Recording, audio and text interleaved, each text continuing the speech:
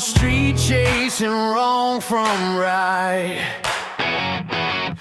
Eyes like fire burning through the haze. Truth is a weapon, cuts through the maze. Some call her trouble, some call her brave.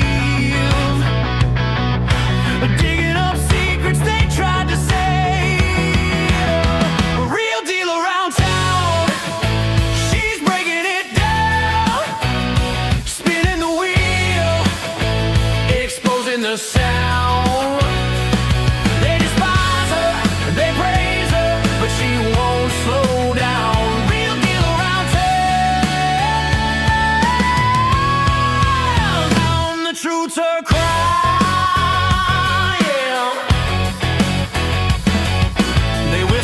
Shadows, they curse her name. Afraid of the spotlight she brings to the game. But the grateful ones, they cheer in the dark for the spark she ignites in their weary hearts. Some call her danger, some call her hope. She's the thin line on the tightrope.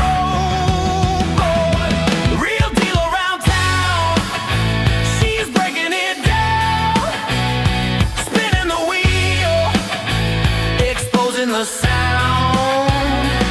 They despise her, they praise her, but she won't slow down. Real deal around town. The truth's her crown, yeah.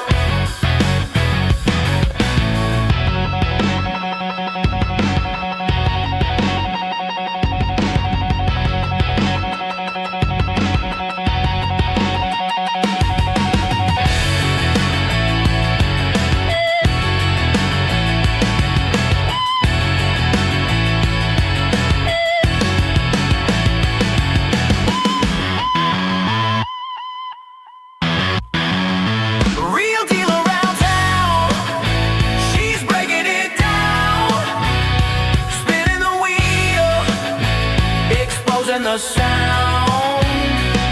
They despise her, they praise her, but she won't slow down. Real deal around town. The truth's her crown, yeah. The truth's her crown, yeah.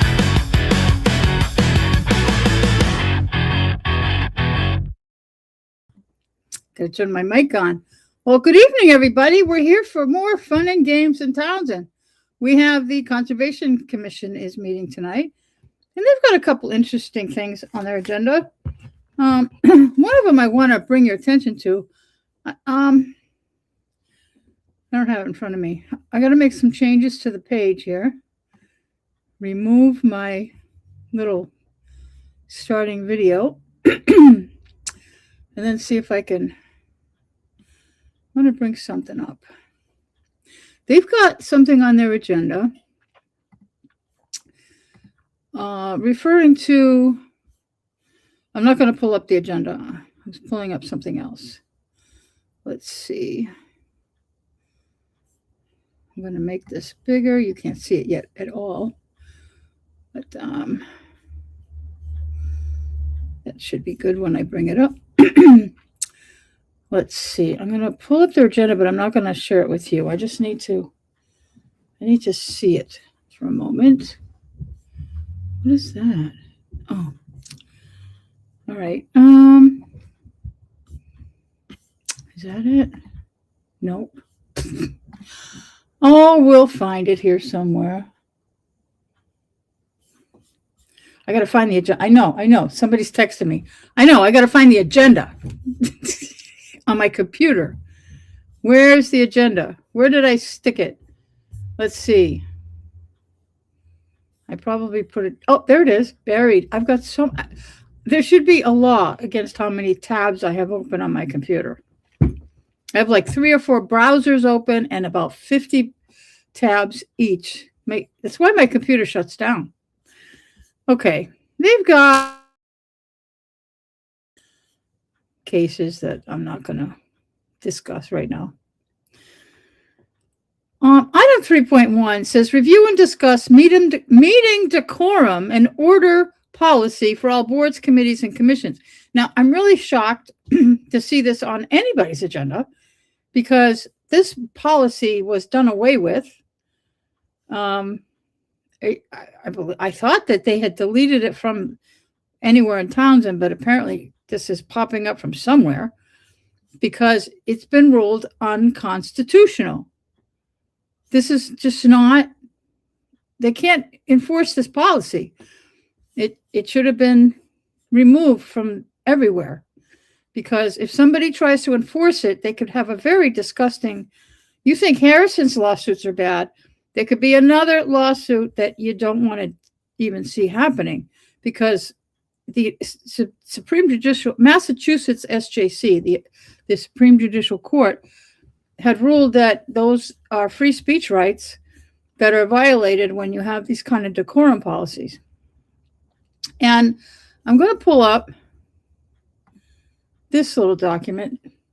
This is just my Google search, but I already knew the case. It was Mass versus Calenda, which the SJC holding that municipal civility codes requiring public comments to be respectful and courteous are unconstitutional. Now, this particular case was referring to a private citizen addressing a select board under a public comment period. That's the very specifics of this case. But in my mind, this carries over to anytime you're allowing the public to speak, in my mind, is a public comment period. And this would also cover board members. That if you're on a board and you're speaking, which you have the right to do as a board member through the chair allows you to speak, but the chair can't shut you off because you said something they don't like. That includes F-bombs. F-bombs are allowed even by board members. You don't like them, but if you say them, it's allowed. Most people don't do that, but if you lose it and you go, F this, and that's a First Amendment, you have the First Amendment right to do that. So anyway, but that's where this comes in. And back in 2018, I remember when this case happened, it was all over the news. December 2018, Southborough resident Louise Barron criticized the select board during a public comment session for alleged open meeting law complaints or violations. The chair interrupted Barron, claimed she was slandering officials, shut off her microphone, and threatened her with removal under the town's policy regarding respectful and courteous remarks. Barron responded heatedly, calling him a Hitler. Well, that set him off even more. So Barron and other residents sued the town and Calenda, arguing the policy violated free speech and assembly rights under Article 16 and 19 of the Massachusetts Declaration of Rights, which is similar to the Bill of Rights. Civility cannot be mandated, is what the ruling came down to. Writing unanimously for the court, civility is encouraged. Town cannot legally require it during public comment periods. Viewpoint discrimination, the court found that enforcing a rule requiring remarks to be respectful amounts to unconstitutional content and viewpoint discrimination, permitting praise of public officials while outlying harsh criticism. Historical context. The court emphasized that Article 19 of the state constitution was drafted by figures like John and Sam Adams out of fierce opposition to authority, designed to protect an engaged and even angry populace. The SJC declared the policy unconstitutional and sent the underlying civil rights violation regarding damages back to the lower courts. And immediately after this ruling, what had happened in the real world is town councils, including ours, sent a memo to all of the boards, all of their select boards, telling them that those of you that have these policies need to take them down because it is a violation of the Constitution and it could be a problem. And apparently, I thought Townsend had. I've brought it up to them before, but I don't know if this came from the select board, that what they have on the Conservation Commission's agenda, or if They found it. Jim Gates has it in a file someplace, and he's not aware that it was ruled unconstitutional. So we're going to find out tonight. I don't know. I think this is part of the spat between Jim Gates and Sandra Lord, but I don't know. I really don't know. Maybe it's in support of Sandra Lord. I'm really not sure, because they've been harassing her and really beating her up vocally. They haven't physically beat her up, but they've been, arguing, with her when she's not allowing her to really express herself, and telling her she's, I don't know. They'll do it again tonight. I'm confident of that. So I don't know why this is on their agenda, but I think it needs to get off their agenda, because the policy, you can talk about being nice to one another, but you can't mandate it. And this policy should not be brought up by anybody, because it has been ruled unconstitutional, and it's very confusing when somebody pulls this kind of thing up. So let me see. I suppose you want me to pull up the meeting. Oh, crap. They haven't started the meeting yet. It's a little after 7, it's 7:03 on my clock. But they're reading things. I don't know what they're doing. I got to pull it up. Share screen, whatever. Conservation Commission. Are you there? Let's see. Pull it up. There they are. Reading. I don't know what they're reading.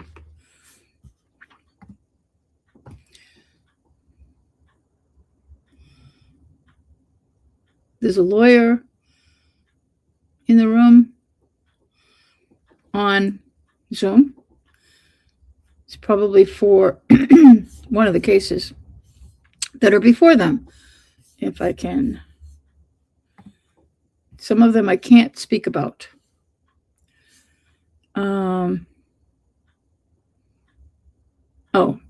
They have a 7:15 appointment with somebody is filing an NOI to replace their deck and put on a new deck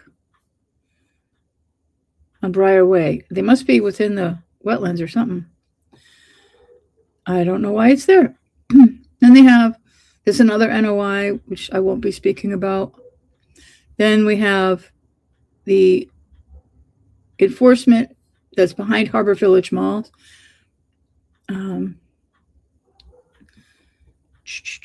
That will be not till 8:15, so we'll be here for a while. Then we're going to talk about, there's E. coli report card, apparently. I don't know if we got more E. coli or what. They're going to talk about invasive plant management plan. There's an annual conference, Mass FM, not sure what that is. NOI for 2 Bayberry Lane. And this meeting will be, I have no idea. Then they're not meeting again. According to their schedule, it says they're not meeting again till November, November of 2022. They're going to go back in time. That's what they have on their agenda. Their next meeting will be Wednesday, November 9th, 2022 at 7 p.m. Don't ask me. I think whoever did this agenda for them just did a cut and paste. Oh, they have the right members. Here we go. I'd like to call to order the Townsend Conservation This meeting is being recorded. Yay. Meeting for Wednesday, October 26th, 2026 at 7:05 p.m. Roll calls.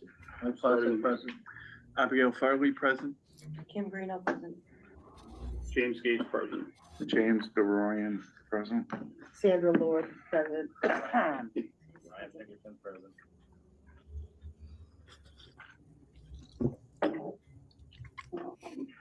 This meeting is being recorded. Is anyone else recording?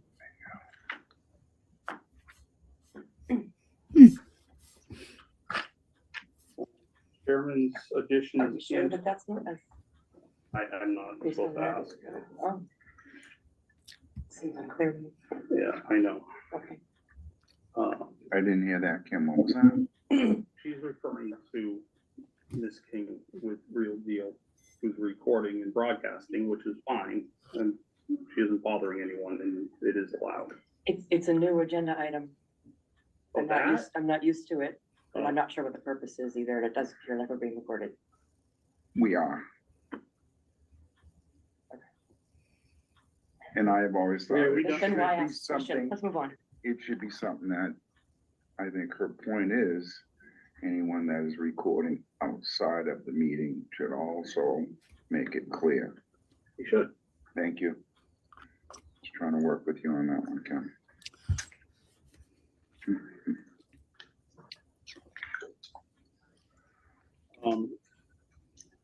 Chairman's additions and or deletions. I don't have anything to add or delete. I can see the Pledge of Allegiance on here. Oh. And also the next meeting That, is Wednesday, November 9th. That should be September something. 2022. yeah, no, What's that? that is, 2022. Oh, 22. We'll get to that.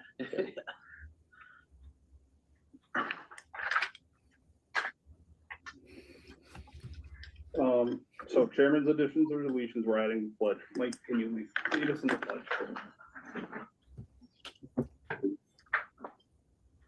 I pledge allegiance to the flag of the United States of America and to the republic for which it stands, one nation, under God, indivisible, with liberty and justice for all.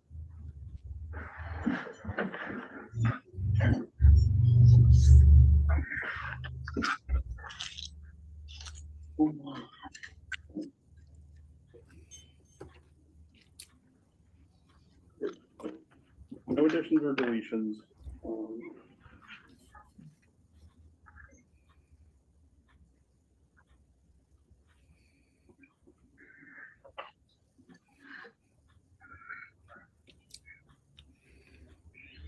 Chair report 1.4.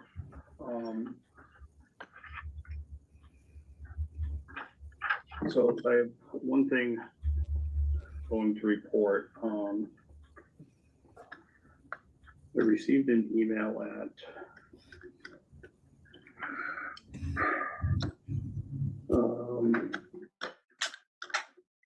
almost 5:30, and it was in regards to the work that's going to be done at the Reed Homestead this is from Natural Heritage. And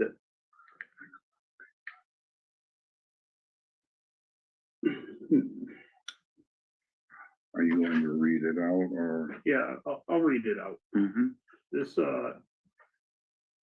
conservation was added to the list. It was to Sandra Lord.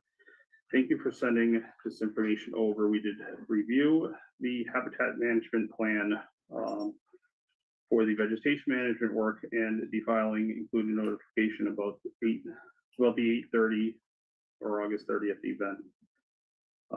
The determination letter is attached. The work is not proposed to occur on the parcels at 80 Main Street or the abutting parcel where the unauthorized clearing and parking lot installation occurred. Work is proposed on the pond side of the rail trail near both of these parcels. I will clarify that the applicant submitted the plan for approval, that the NHESP approves the vegetation management work in the event to occur within the previously approved limit of work, but that no work is to occur on the northern side of the rail trail at the Townsend Historic Society parcel that 80 Main Street and the adjacent parcel for the parking lot is constructed. I am kind of baffled why we are circumnavigating the process of Communication. transparency, communication, and discussing things as a group. Free speech, free speech. I don't know if this email, Sandra, was sent on your own personal behalf or as part of conservation, but Oh, I'm not I didn't really technically represent conservation. I had a couple of questions. Well, it could go either way. I mean, I had a. couple Sandra, shut questions up. I asked today, I just, something that came out to ask. Sandra, Knowledge is say it. power, not, you know, it's important not to, you know,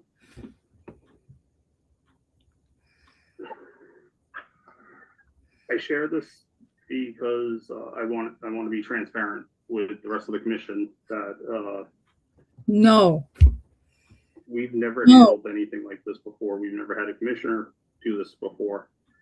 Or I'm just, Mr. Chairman, can I say something real brief? yes, Almost 2 decades on the commission with some outstanding commissioners and chairmen and et cetera, et cetera. I've never witnessed or seen anything like this from a new commissioner. Going above and beyond, behind the commission, the chairman, and I'm not sure, I'm only a commissioner. I'm very disturbed about it. may I be recognized? in a second. Okay. During my time on the commission, I've never witnessed a commissioner act unilaterally and behind the back You know of what? fellow commissioners to halt an activity or a project. Such actions undermine trust, transparency, and the integrity of the commission's decision. who wrote that for him?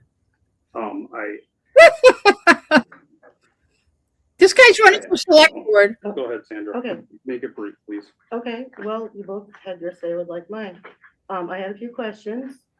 And, Why, what was the? wait, No, according to the. but background- as chair, you have to be recognized, and I have also the power to take that away. Okay, may I please speak? Will you show a little respect? I feel like you're not showing me respect right now. But anyways, if I may please speak, I'm humbly asking if I may speak. Go ahead. I had a few questions that came up last minute. And I asked them, it's not my intention to go behind. I had a few questions because this started like, what, 2 years ago? No, The turtle plan was supposed to be 2 years ago. no, not for the Reed homestead. No, not for the Reed homestead, around the priority habitat. That's been ongoing for a while, and I don't have a lot of information. We are with it, almost half of Townsend is in priority habitat. I don't understand. So why didn't you come to the commission and ask? If it's not on the agenda, you can't ask it. No, but you can send an email. You have the capacity to send an email to Natural Heritage. What about asking the rest of the commissioners? You can Well- ask the other commissioners, hey, what's this about? But you voted on the administrative approval back in June or July, sorry. May I say something? Go ahead. I didn't want to violate an open meeting law by discussion. You wouldn't if it's a single commissioner. You're not getting 3 or 4 people together and discussing it. It's not an ex parte communication. It is a, hey, I have a question. Singular. I did have a question, and I guess it got answered, and I appreciate Natural Heritage's response. It's not my intention to go behind the backs of anyone. I just really wanted to know some information, and I figured I'd go right to the source. The source is the commission. Well, I don't know a lot about natural heritage, so I'm learning as I go along. Your learning is at the expense of this commission and a You weren't lot of other processes and procedures in this town right now. Not just town, it's just not how we've operated. I'm gonna move on. James, it's a matter of recognizing he wasn't recognized just now. Okay, but if anyone else asked, added something that contributed, I'm not gonna stop them. I've never stopped anyone from talking either. I've never said, no, you can't talk. So, Yes, you yes, do. We were but I asking, knew it was gonna be short. I don't, I I'm need, being very kind right now. I Jimmy, am Jimmy, struggling let's to just bite move my this tongue. on. So, if I had a question,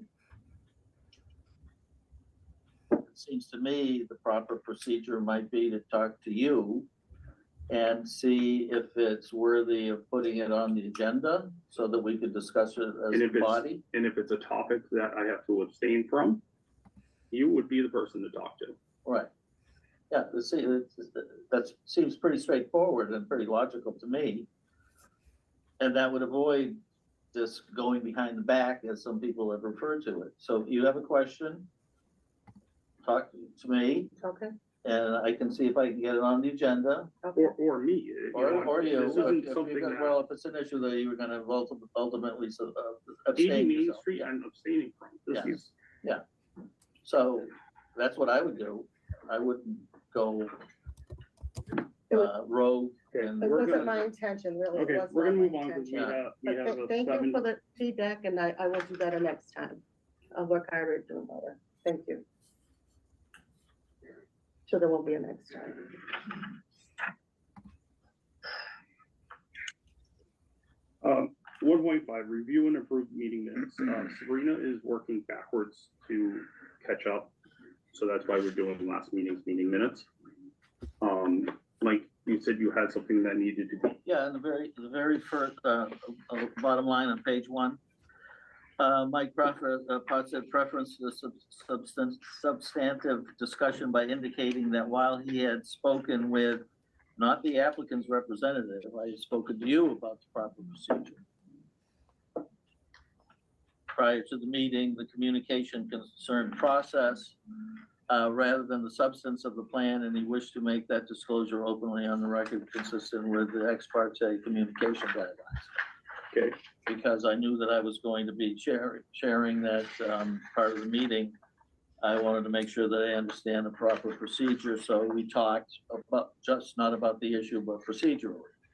Okay. And so you're not the applicant's representative, so it Right. should be the chair, James Gates. okay. So can you rewrite it and email it to Sure. Sabrina? Is it that last snippet that you're most concerned with, I Mike? would just say, instead of applicant's representative, I would say, had spoken with, the chair, James Gates, prior to the meeting. In regards of The- prudent and then the guidance. communication concerning the process. So really, the nutshell, it was related for guidance. Right. Thank you. Yep.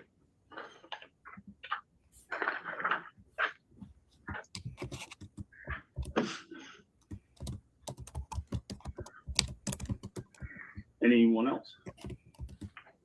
You said you had notes. Was everything, I had notes mostly on the voting matched up. Okay. I had I was told that that was the most important thing to focus on. so we have great time to talk about that. That is probably 20% of the note taking. Key points are, in who brings up the key points. Yes, Um, I have that, who opens the meeting, who seconds it, timestamps and voting. So those are only a few pieces. The substance within each item. And this is a great example of the notes that you really should consider. And Sabrina's very thorough. It doesn't have to be necessarily this thorough, but things like that.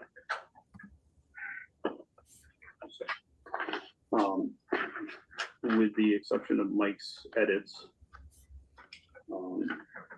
were there any other changes, and does everyone want to vote on these, or would they like to, I'll make a motion. either way, there are edits, or is an edit that is substantial, so So you wanna it's whatever, table it? what does everyone else want to do? Uh-huh. We should probably table it till he gets his nitpick fixed. Okay? Okay, so motion not to approve.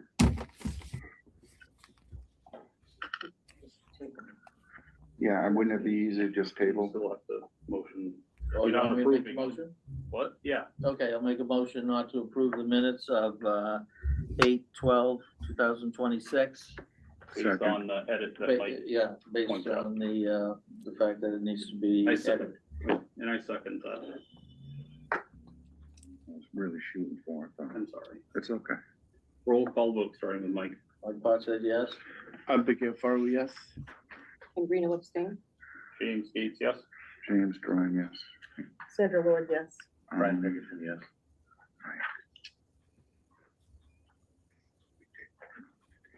Um, 1.6, we don't currently have an agent. Everyone's, Mike is, did the site walk for Briar Way, and we're just trying to get by right now. 2.1, it is 7:22. When it was, or the hearing is for 7:15, notice of intent DEP number 308-0732. Brian, do you know if there was a Townsend wetland bylaw number associated with this? Not that I'm aware of. We have the DEP number, but that's all I'm aware of. Okay, What did I type it down? what? This is one of the site visit. Can I have screen sharing, please? The first block is People, yeah.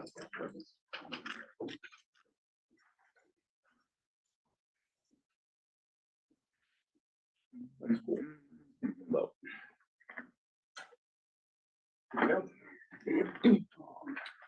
Here's a plan, pass around. Mr. Chair, can I ask a clarification question? Should we be going into this in great detail if the filing is incomplete? No, it's complete. It It's not doesn't, it complete. doesn't have a Townsend file number. So do we know that the Townsend file has been addressed in this? File? Well, we'll go through it.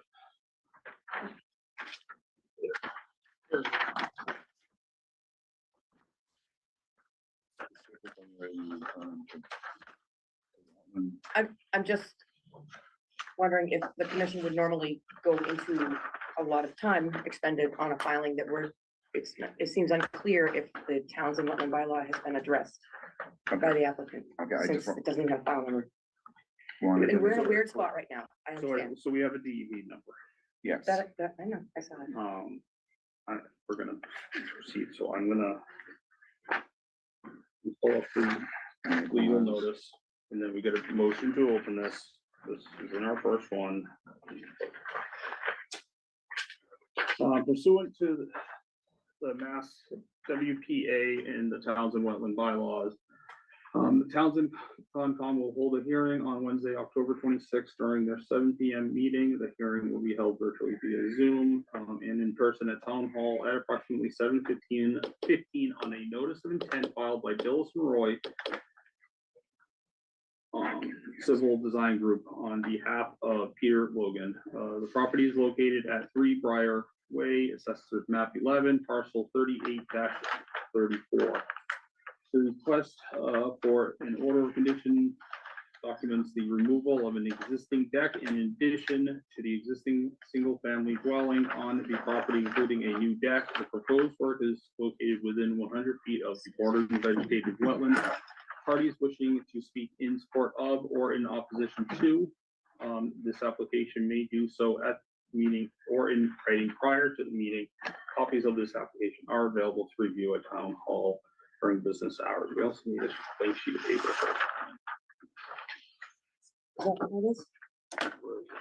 Yep. I see lines. She's got it. We pass that around. Yeah. People can sign in. I don't know. There's a pen out in the hallway. Okay. Thank you. All right. Is there a motion to open this hearing? I'll make a motion to open the hearing as described by your introduction. For 3 Briarway, DEP number 308-0732. Is there a second? Second. 728. Roll call vote starting with Mike. Mike Potts said yes. Abigail Farley, yes. Kim Green, no. James Gates, yes. James DeRoy, yes.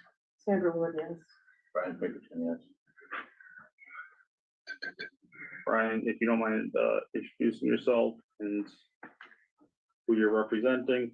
Absolutely. I'm Brian Proctor for Dillis and Roy Civil Design Group. I'm here tonight representing the owner and applicant, Peter and Bonita Logan, and their project. So as was read into the record, we filed a notice of intent for a proposed addition to the existing single-family home. Site's located at 3 Briarway, which is at the end of a cul-de-sac. We are at the end of the cul-de-sac. The entire northern and eastern portion of the property is abutted by a bordering vegetated wetlands, and as such, a majority of the existing lot, including the entirety of the existing dwelling, which I have here shown in brown, is located within the 100-foot buffer zone. The house is also located partially within the 50-foot front yard zoning setback. So when we were approached by the applicant and deciding the proposed addition, we had a couple of constraints. One was the wetland buffer zone, but also we have to comply with the dimensional zoning setbacks. And so that pushed the addition off of the road and into the locations that we have. Hey, Ryan, can I stop you for 1 second? Can I have screen sharing, please? Excuse me. Under James Gates.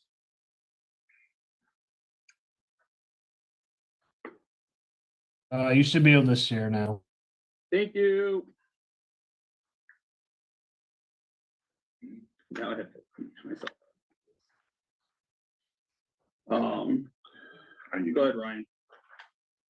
So the first portion of the project, and on your site plan is shown out in red. You're looking at the front of the dwelling.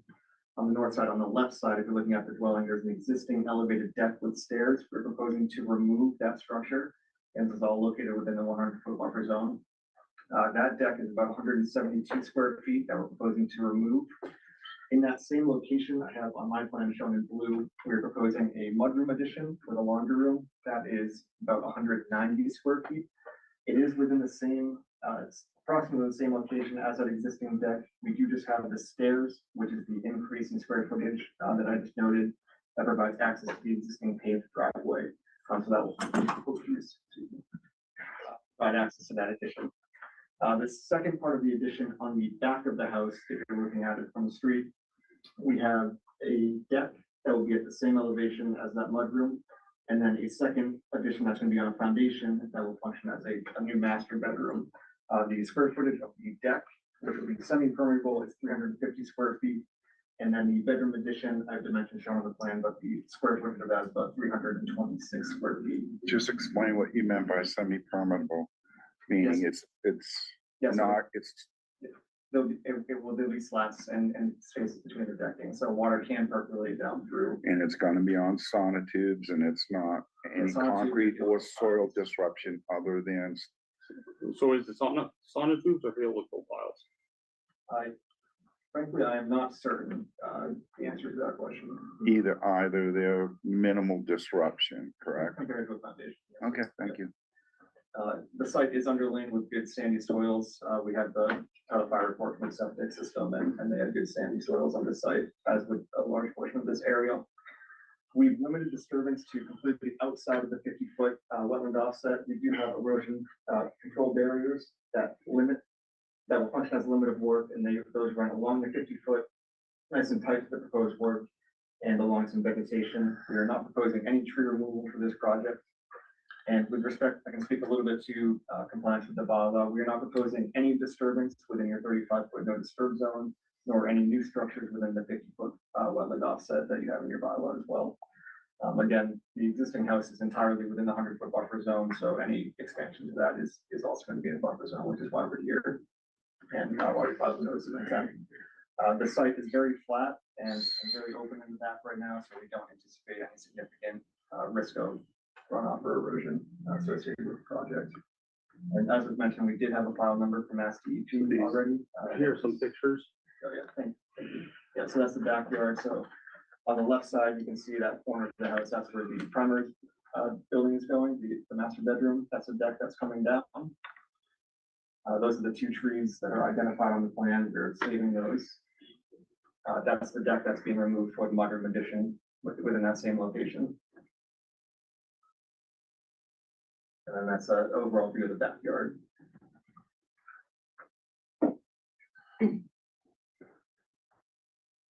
And I was just saying there were no comments associated from DEP upon their issuance of the file paper.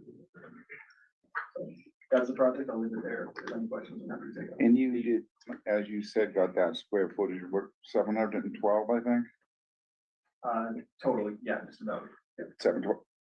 Thank you, Brian. The mudroom, Yes, is that gonna have a foundation or is that? that will, yeah, so we'll pour for a frost wall. Okay. For the foundation, and that's Just like it's you would it's a for the- split level, so the actual floor is higher, that's why we have the stairs, to get up there. Ken, the other question? A question, have we looked into whether there was a previous order of conditions on this? From any previous filings when it was Standing. built? Standing right now, past order of conditions. Brian, did you? I did not see any in when we were researching the property, no. And I bring this up, I agree with your point that, you know, this is probably not in the 35-foot no disturb for the Townsend Wetland bylaw, but these people will have no backyard. And the commission has a history of doing some very deliberate demarcations so that homeowners, current and future homeowners, can really understand what they can do in their backyard without being The signs. in the jurisdiction of the Townsend Wetland bylaw. And I don't see any of that on We have, pictures, and I we wonder if don't, it was on an old plan. Placards. we have done that. Actually, Frank did one, a couple months ago. It's not in our bylaws regulations. It's It something was, we've it been was a playing best with. practice at a time. No, we've been doing it. Okay. So put a pin in that. Don't forget about that. True. Mike, tear apart the plan. Okay. Well, my reaction was that, that it seemed like a very good plan. It's, as you said, if we looked at some of the pictures, it's absolutely flat there. Excellent drainage, so I didn't see any. You're just gonna, your plan is to just use wattles rather than, straw bales. Actually have wattles Yeah. with reinforcement silt fence. Wattles. Okay, and that, to me, that seems more than sufficient since it's so flat. I think we're not, the wetland boundaries weren't flagged. How does that work? Are they supposed to be That flagged? was gonna be Should my be. next question. When Yeah. are we going out to verify the flagging? So, I did ask that of Brian why it was not flagged. Oh, I'm sorry, I must have Brian. misunderstood the his name's Ryan. Ryan, I'm sorry, yes. Sounds like, I know. I've been called worse. We had not marked out the proposed additions, the flags were hung in the field. And then it's pretty well defined at the toe of the slope. yeah, I mean, it's a very obvious So, Yeah. lot, Yeah, what is yeah. going on. The dynamics are straightforward. They have no yard. And it goes directly into, Right, and I, so Kim, because you're so new to the commission, and Mike will get your phone number. So Mike we did do a site walk. Yeah. My apologies. oh, I was left out. I'm sorry. Oh. It's okay, I I'm didn't not know- on I the, didn't know I'm you not were in the header officially yet. anyways, I So, don't, I'm no, we vacant. already caught that. and I'm it'll be vacant. fixed. we'll have your name in immediately. So. But you did flag it. Arrow flag, yes, sir. Yep.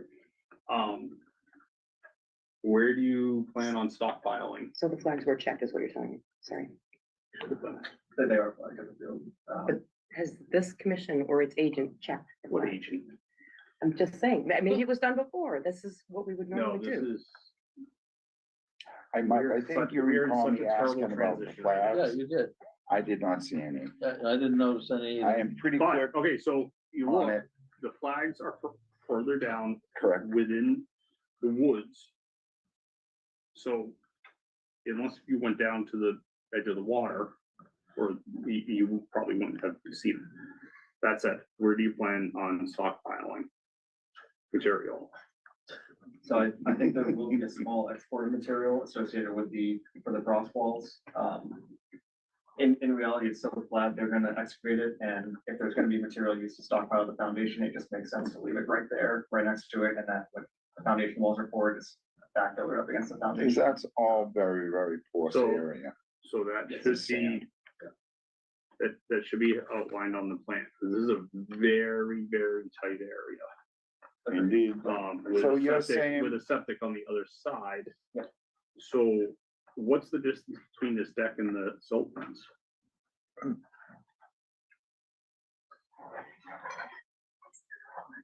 You see 14 feet there, I'm saying 16 to 18. I'm thinking 6. 15 feet, kind of laterally back, the closest point on the driveway is about 6. 5 feet, to the upper one there. So it's lag, so see if my mouse, where the silt fence is right here, Yeah. Correct, yeah, to the stairs, you're 5 feet. 5 feet. Yeah, the intention there is to save that tree. Right. So we just wanted to- I know what your question's gonna be. Equipment bringing Yeah, how deep?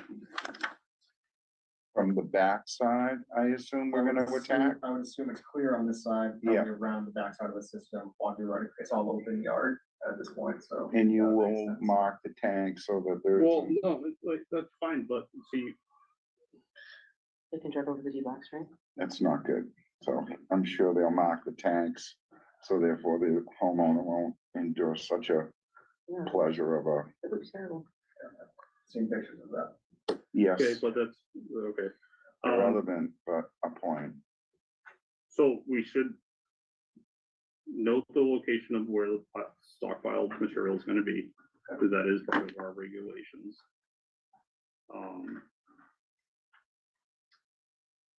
So you want, I assume you're looking for a stockpile Yeah, area because like we do every other within the place. silk fence, Yeah. right? Okay. Right? That's what we do, Yeah, Mike. so I was under the understanding What else, Mike? everywhere within the silk fence. Then we area can go would be around a the table one stockpile. last time, or another time. So the, where the wattle is located is consistent with the crown of the tree, but it could be pushed right up next to the trunk of the tree, In theory, or, yeah. or even go around the backside of the tree. Well, if you do that, like, if you start getting under the drip line of the tree, you, yeah, the chances of that tree dying go up exponentially. Okay. Compaction, it's not good. I would just like to point out, I do have a note, under the construction notes that, construction materials to the greatest extent practical should be put outside of 100 buffer zone. And I do provide an additional note, construction materials should not be stored.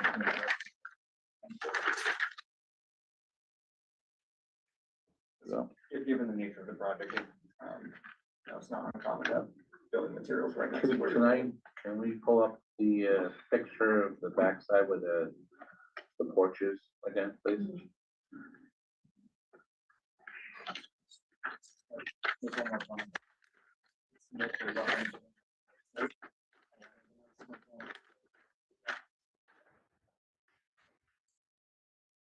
So from the house to the buffer zone of the tree there, of the wattles, Yes. from the actual house to that, what's the distance? Just shy of 20 feet. Oh, they build it right.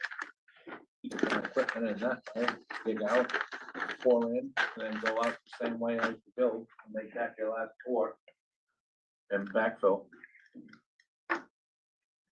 So this is a slab on grade, because it's frost wall. Approximately correct. You have the proposed elevation, because I know the floodplain's gotta be closed, and it is floodplain. There is no floodplain on this site. Yeah. We can put it out there. This is a 500-year flood, but the 100 is not extended. I was gonna say that's pretty far down. Yeah, there's a flood map in our notice of intent, that depicted that. It is rather elevated. Yes. Some, towards the back.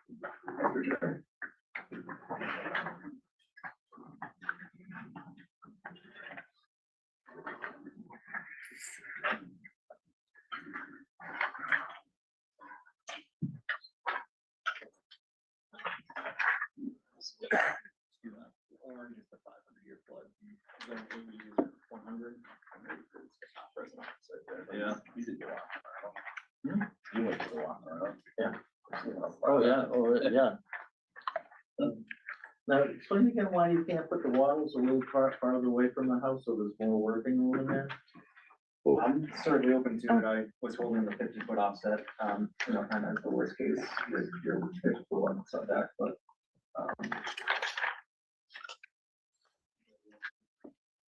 Everything's amenable to that. Can we see a reason why we can't be moved farther out? It can. We can ask our, Oh, well, up to the discussion, Sandra, you've been quiet, we'd like, well, we wanna discuss hear, it. and same with Abigail, your thoughts, please, both of you. Not trying to put it, No, that's okay. No, I appreciate you asking. I was just, listening to Mike saying that he brought, the waters could be brought closer, and I wasn't aware that was, I'm just learning something new here. But not closer, farther, Oh, farther sorry, away. So farther there's away. more working room within the. Oh, okay, that's, okay, I'm sorry. Were you notified of the sidewalk, Sandra? I'm sorry, what? Did you get a call about the sidewalk? Yes, thank you, I did. I was just, I was hoping to go, I was unable to, though. yeah, it's all good, That's why I appreciate the photos, so I can, you know, get an idea. Could you go back to the photo of the, open yard? this one? Yes. Did you guys ever, figure out what that mound is? I did not, I did not. It's moved, Huh? Or? No, it's okay, it's a good question. the question, but it has no bearing on the site or anything in it. It's not covering anything, it's just a small anomaly of dirt from who knows what. Could have been leaves from years ago, could have been some dirt they left there. Can I just ask a question? So where's the heavy equipment gonna, like, where are they gonna come in with? So we were talking about it coming in on this side, right here where my mouse is. Okay, Yeah, you will not need a big machine, an excavator to dig these holes, it's a relatively, it's all good material, it's a relatively small excavation, so. Relatively small excavator. oh, okay. 75 or. And I'm sorry, what was total square footage again? It's a little over 700 square feet. I have no idea, if it's Mike's, not mine. Oh, I can grab. You already have a copy. You don't get Can you go back to that picture you had just up there previously? Yep. Abigail, where's the mound? The, mound right there, yep, where the mound's on with. What are your concerns? I'm curious as to what you see in the mound is a concern. I was just To concerned. walk in. Hold on, what- let her. I'm asking a question. What is I it know, that you and I- saw that brought Let her. concern? Because we don't know what's buried under there. That's my concern. I was wondering if anything important is buried under there that we may not know about. I'm just concerned, that's why I asked, did they find out what was buried under there? Mhm. That was my only concern, because if it is innocuous, great, fine. Septic system is marked there. Well, no, it's inside over here, so, Mhm. Can you want to start with the photos? No, Oh, I'm sorry, okay. no, here, are you talking about this? Is that the same packet? Yeah, it is. Oh, yeah. I don't even know where that one. I is. had an Thank you. extra, I handed out. Okay. Sorry. Yeah, I don't know what the dirt pile is, I assume the owner knows, but, we're proposing, he knows we're proposing an addition around that location, so if it was of significance, I'm sure it'd be. Really not something. Photos again.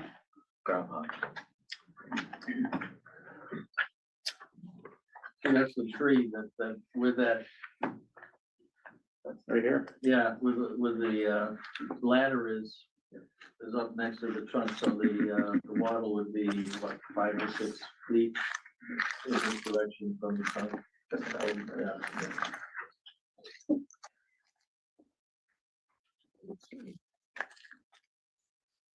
For keeping those trees and up.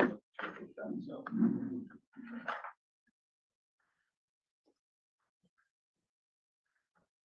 So with the exception of this oil location, it's all within existing landscape area.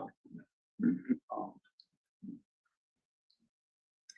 What's, again, But my concern is what has happened and is reasonably to be expected is that people want to enjoy their homes. They want to go in their backyards, trees fall down, they want to do work. And I don't like that sometimes people get put in a position of no matter what they want to do, they're in jurisdiction of the Conservation Commission. Unfortunately, this house has already been built this way. And it seems like we should take into consideration making that worse. Or how do we make sure that current and future owners understand that there's this line, this 35-foot line? so the only Yeah, part of the which- project that is within that line is right by this maple tree. Which would be the, Right, but their remaining amount of their property that they want to enjoy without being in jurisdiction is shrinking. So how do you make sure that information gets communicated if that's not demarcated somehow? And that's why I asked if there was a previous order of conditions. I just was curious if that was ever even addressed. And I'm sorry, I'm living in the past. I'm probably gonna drive you nuts. Um, So you're concerned that they'll just have a much smaller backyard? hold it into a paper airplane. No, so That we that talked then, about that this on then the leads project to future, where people I don't wanna encroach. say conflict, but, No, they encroach. The yard slowly grows, right. you know, so, okay, fine, we require placards every 100 feet. You know, the little, Well, if you go back to the picture I guess just think about it. and you imagine the dimensions, the other one, I guess, is probably better. this one, No, the one that, Abigail and, Jimmy, we're discussing. This one? yeah, so I'm imagining where the addition would be, the bedroom, and there's still quite a bit of space there. I don't know the need to encroach and be really encroaching down the hill, down the pretty steep slope to get to the wetlands. Yeah, so to that point, the existing limit of the yard really, in my opinion, could not really expand much more because the land is not usable, just given how it drops off towards the toe of the slope. They've been maintaining the yard for what appears like a long time. Yeah, it seems like it's as big as it's ever gonna be. Exactly. Yeah. But if the commission would like us to put up placards every 100 feet along the top of the slopers or along the existing limit of the yard, I'm sure the owners would be amenable to that. If the commission desires. It's good input. I didn't have the benefit of seeing it. So, yeah, and we have the placards. just, And I'm also pretty, a lot of the things I'm gonna say about this, it's out of fairness to this applicant, future owners, and all the No. other applicants who have been asked to do perhaps similar Yep, things. no, and we've done it, and I think it's a fair ask, and it's an easy ask, and we can provide placards. putting the placards up. Along the limits of the existing lawn, just to make sure there's no further expansion. It's black and white. Right. It's black and white. It's a placard. I don't mean to be disrespectful, not to say it's No, but moved, but We've done it It's- with others, so indeed, we should do it indeed. across. Maybe if we had been on the commission 60 years ago and they put this in, because just looking at it and remembering it years ago, that is a filled-in area. They actually bulldozed and leveled that area out to that Okay, point. but But what I'm saying. We're living it today, though. I know, so you've got to And I'm accept going- that happened then. And what we have in front of us now today. It can't be changed. It is exactly what it is. The placards aren't gonna, I mean, if anything, they should say steep slope in 2 feet, caution. You know, I, Okay, No, don't be sorry, Tim, because we've done it with other projects and I'd like to Mhm. just keep continuing to do it so that it's fair for everyone. There's no Other need to projects start. didn't show such a stark contour, straight down. Right, but it's an easy ask, it's for, it's Sure. something that we're gonna provide. And I don't know what the other commissioners feel. Well, as a general concept, I think it's a good concept, and we should sort of apply that to all projects. In this particular case, I don't think it's necessary, but I certainly wouldn't be opposed to putting them up as one of those abundance of caution things. They can't hurt. There's no downside to putting them up, even though I don't think it's necessary. I also feel that if we are gonna require it, they shouldn't be at the edge of the yard, it should be at the actual 35 foot. No Vegetative disturb. buffer. Yeah. Because. That would be then- more consistent Yes, application. That would, Yes. I'll go on. Where that. would that be exactly? I think it's on there. It's on there. Right It does, about right. at the peak, 35 feet. right where the proper deck is, right at the DSO, right Yeah. about there. So, That's the 35. Just a little beyond the silk fence, right? Yeah, That's the 50-foot one, 15 yeah, feet, yes. That's good. Yeah. and so, and as part of the as-built for the completed, order, of compliance, you know, I'm sure you guys go out there, market and just tack them up. Right. Just so that there's no guessing. Now, if there's existing lawn area that they've been maintaining historically, within the 35, how, or can they continue to maintain that in the backyard? If it's what, yeah, if it's existing, yeah. Existing, yeah, okay. It Oh, has yeah. been mowed and I'm not, from what I saw, it all Touching is those mowed waters. and existing. It's Yeah, been exactly, yeah, that's why, I just don't want them to suddenly. I mean, not a I understand beautiful it's green, 35, but it's a lawn. It's been a long time. right, so, My point exactly. Well, it's not new disturbance. but it's- Brian, Well, just to solve this issue going forward, we just need to make sure that property owners know clearly where their boundaries are when it comes to wetlands. The So that jurisdiction they areas, don't exceed that, to let them know. I mean, it's just as simple as, hey, let's let the Logans know that, hey, you're gonna lose your backyard if you do this addition. If you go through with it, you can't expand beyond this point as and, far as your backyard. I mean, it's as simple as that. and we can discuss it, about amending I mean, or adding that regulation. and really, Tonight? that's just, I think it's a simple request. right. I mean, honestly, that's kind of like a, what's the word I'm looking for? Courtesy, really, is to let people know that, hey, this is, if you do this, you lose. So, I think for chain of custody purposes, because you can talk to one homeowner and they can be perfectly understanding and they're great, but you don't know that they're gonna maintain ownership of that property in perpetuity. That's why you write it as a special condition and then it goes for the, Oh, yeah, with every plan, it's different, Yeah. it's unique, you know, you move forward, but as a courtesy, you let that particular person that's. Yeah. The applicant know at that time that if they desire to do this, they're gonna be limited to the backyard. So- yes, and unfortunately, we're gonna have more and more and more of these, I think. So this is gonna be a special condition? the sign, yes. Yeah. If everyone's amenable, I wanna, Abigail and Sandra, I know you guys have been quiet, I wanna make sure you both are heard. I appreciate that. I'm just listening to this and it sounds reasonable, Again, it's an existing lawn area, right? Right. It's not like it's something new, it's been there. Yeah, so just to clarify, I apologize, if there's lawn there now within 35, will they still be able to maintain that area as lawn? Okay.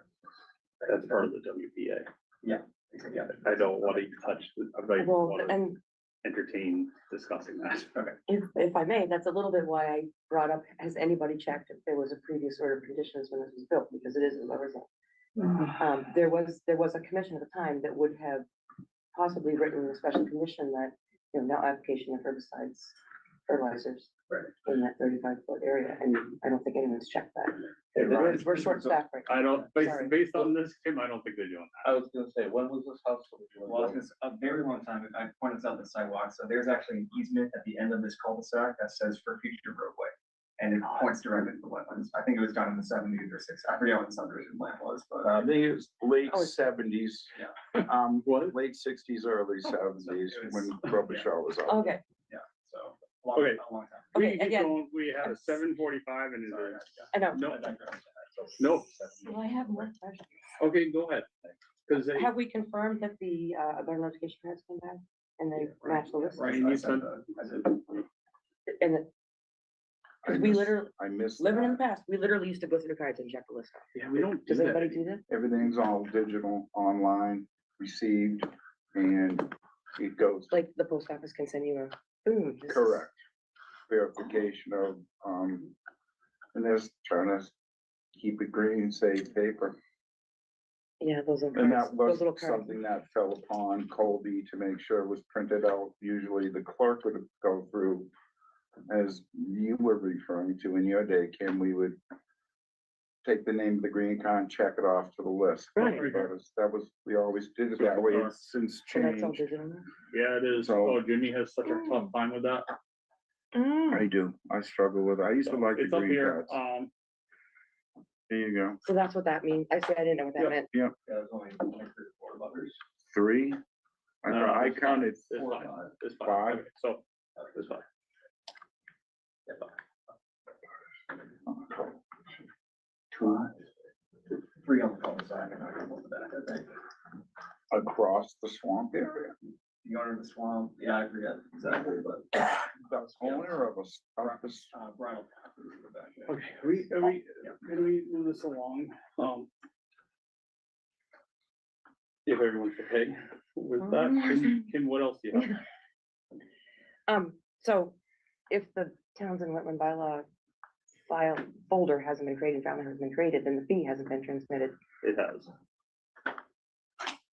including for the fact it's an ACC, and we know it's correct. Like, who's checking that? Ryan is. We're a little understaffed anyone. right now. I We'll know. get right back to you Yeah, about who. yeah. Well, I Literally. That's 4 the little hours, something. 4 hours is what I we know were that's what you allotted. get. And I can tell you last week, we flew We right got over. lucky sure we with did. it too. It Well, was only gonna be, that's not. We just have to work through it. It doesn't mean we cut corners or No. don't do steps. I no, I mean, agree, but we're, if the town we're wants right to at the complain we're very- broke, then we're gonna work at the pace that we can. Which We're- maybe, Okay, we That was- are, like, I'm gonna try to be patient, but it's usually me pushing that on. you are. Let's sit up and give her a question. What are the questions? Because ask all the questions you have. We're not gonna not have questions. the filing information and the fee was my last question. Okay. And there's already been a site walk, so, because normally we would have said, we would have opened, had a little presentation and continued to do stuff. Correct. But you guys No, already so did. we do sidewalks prior. Oh, you do? Yes. All right, fine. Yes. Lot has changed for the I good of the we try bad. not to have continuances, but you are correct. It would, Ryan, I see a copy of one check. I think According to this, there should have been 2, one for the wetland bylaw fees and one for W- Townsend's WPA share for WPA. filing fees. So we'll just give it a file number after Hold that. on. I don't know where he left off the file numbers. I know there were 2 checks cut. I Okay. can verify that. Not too good. Some, yeah.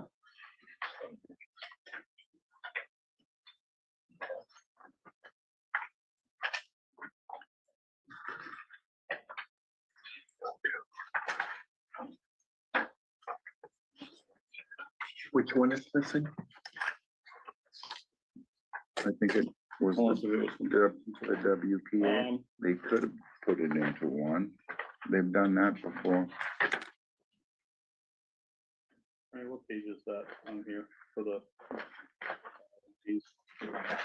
It's towards the front. Yeah, it's right here. House edition, 110.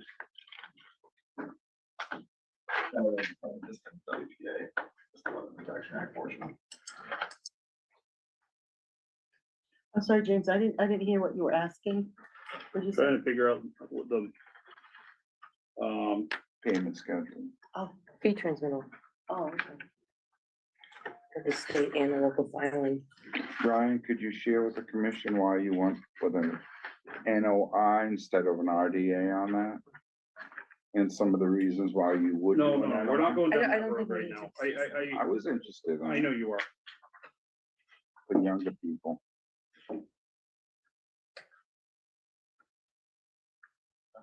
You are. I just found out about that. Who's counting? So, Just by a bit. both of you. Mike started it. According to this, I think we're fine. With the fee? So, I'm gonna make a motion. Brian, I'm sorry to do this to you. You've got to make a motion to continue this. I can't. Like, Can I make the motion? you can make the motion, Sandra. Okay. Right now? Or- Yep, right now, I apologize. I'd like to make a motion to continue the word hearing. Yeah, hearing, Hearing for the election of DEP number, Yep. DEP number 308-0732 to next meeting, which is, September, let me say, it's gonna be September September 9th. 9th. Thank you. Brian, I'm really sorry, but we need it broken down better, and we also need a Townsend wetland bylaw, and this is just a breakdown of what we were left with. In regards to the wetland bylaw, is that something on our end, or is that something that? So I have a copy of just one check, but it doesn't break down, Okay, got it. because there should have been a portion that went to the state, a portion that went to the town. who's it made out to, Tom? Town of Townsend, just, we So have it's vague. zero help right now. I Our understand, yeah. Absolutely. admin that's helping us, she is doing everything she can to catch us up to where we are. Absolutely, I understand. No problem. I want to make sure this is right, so we don't have to unwind it. Yes, I agree. Someone's got a second. So someone make a second, Second. okay. Discussion, or I'm gonna amend that motion. Please add a detail for the signage. I know Frank has a detail for that, The placards, for the placards. the number of how many? You guys figure out however many feet, Every 50 feet, right? they can figure it out. And then a location for the stockpile. Sandra, are you okay with that amendment? Yes, Brian, do you mind just re-seconding that? I resecond that. Discussion to any of this? My apologies again. Roll call vote, starting with Mike. Mike Clausen, yes. Abigail Farley, yes.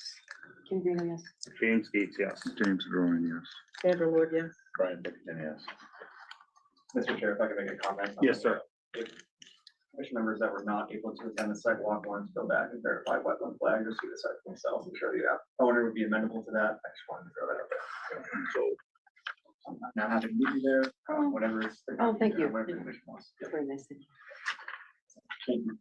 thank you. Thank you. Kim, we can figure out something so you can get out there and look at it if you'd like. Yeah, I'll think about it. I'd like to go this time too. Okay. I was unable to go, so if you're gonna go out again, I'd definitely like to go.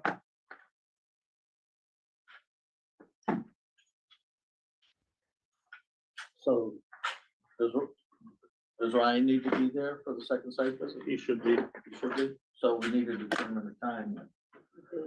So you can reach out to him and figure it out.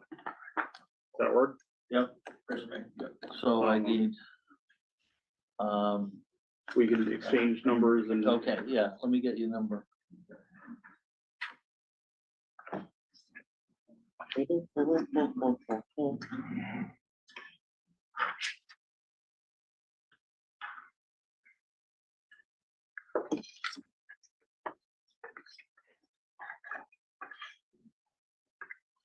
Is there any days in particular that are better than others? So, Mike, if you wanna just either step out into the hall to talk to him, or, No,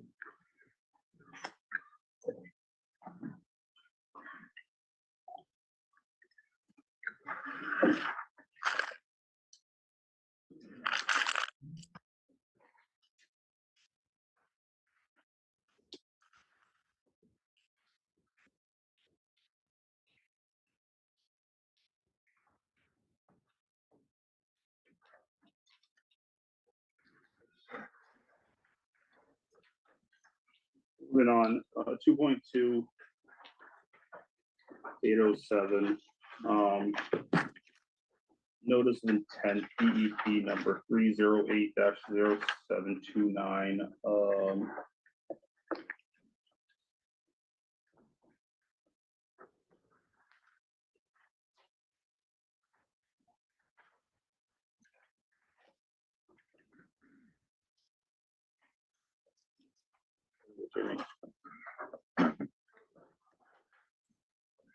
Good to go. Can I ask a quick question? Go ahead, Sandra, while I look up. Okay, so I don't know if this is trying to say this, is this the same, gonna be the same exact way it was before when it was presented or like another time? I'm just The curious. first time? Yeah, is everything, I don't know. okay, Are you asking about Seaver Road or? yeah. Yeah, Cedar- Cedar It Road. was a you guys have already- long presentation. So I'm just Oh, pulling up the so is this a continuation? Nope, No. Oh, sit back and enjoy the ride. oh, because I looked at this plan for a long time today. You think I had comments? Sit back and enjoy the ride. Fine. Just trying to pull up the. But Was this the one that had all the colors and everything on it? It was really fancy and detailed. I liked it. I didn't bring that. Oh, okay. she's out. You don't have the ball guy tonight. I was getting all excited. I really Did enjoyed Ryan looking leave at without this. this? He's fine about it. We'll make sure. And I didn't bring the plans because it's my understanding you put them up on the screen. Correct. Yeah. Maybe if it, I understand. If you ask agent. nicely. I would appreciate it if you would please put them up on the screen. Or get the butters as well as myself. As soon as the orange exclamation point goes away. And I'll tell you who I am if you want right now, or I'll wait till you. I need to open the hearing and I'm Oh. just trying to get the legal ad. Under this. What? What? Nothing, go ahead.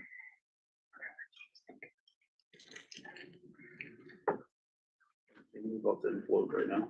Mhm.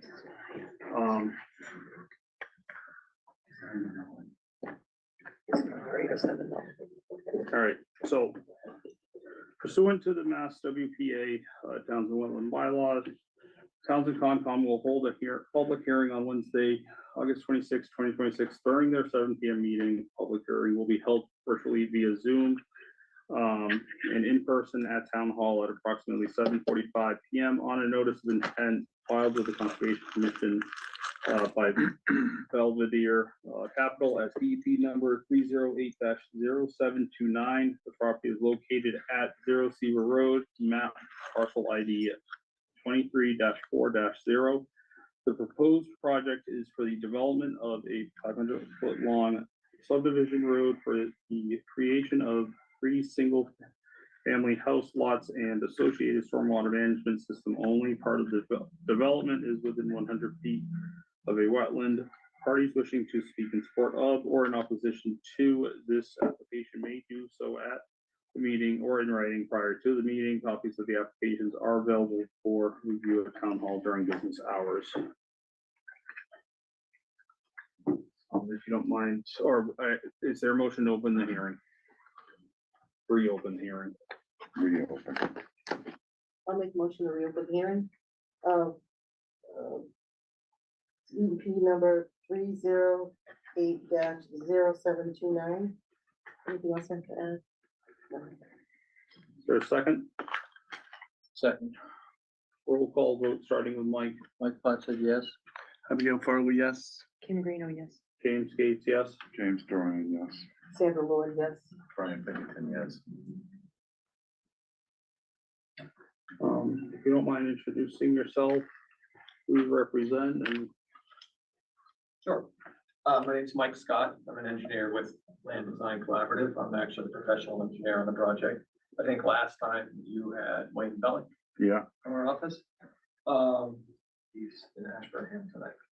So, as I understand it, this is reopened because there was, incomplete advertising or notification the first time. yes, And that was my biggest concern. I think it needs to be mentioned now. Are we, not just the first time, but it was also the second time.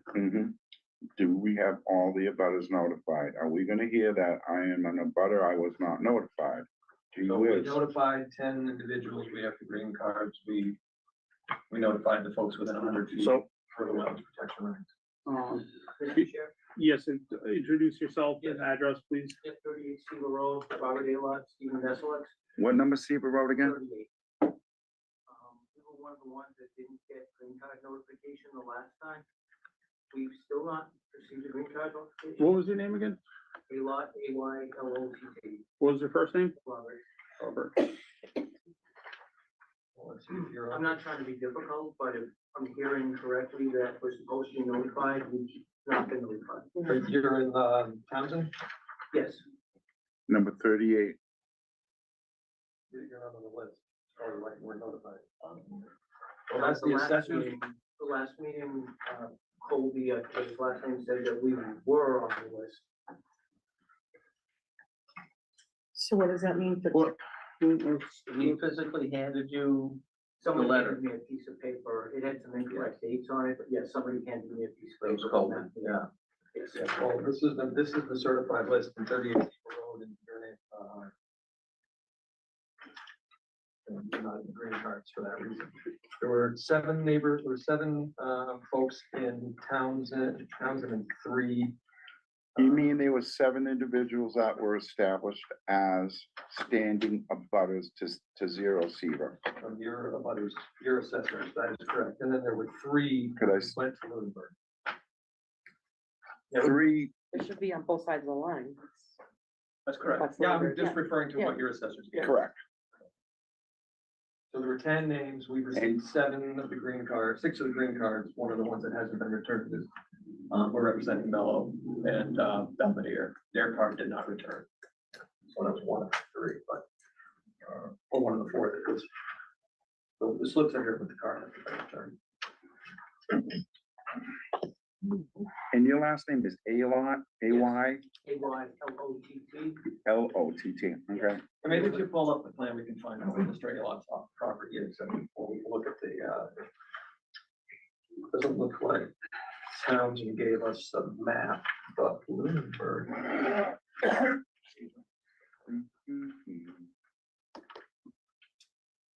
Lunenburg's map doesn't show Townsend, so.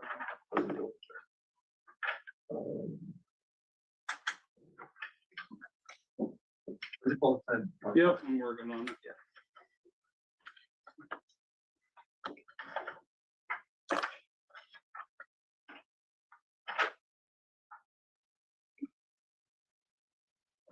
You didn't happen to bring that piece of paper that was given to you last time, did you? I did not, no.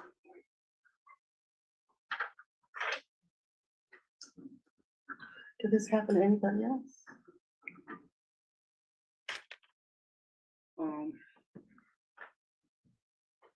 Okay, which, sheet? If you go to the next one. Oh, and let me actually open this. So I'm looking at the, that we prepared for the town of Lunenburg, so they could figure out what lots were relevant, because they don't know where your lot is. Townsend, this happens all the time on town lines. Your map doesn't show you. Or your assessor didn't provide a map. You're not on the list. It sure looks like you're within 100 feet, though. I will agree with that. It does look as if he is within the 100. According to the sketch that we prepared for the town of Lunenburg, so that we could help them figure out who we needed to notify. They're thinking, hold on. So.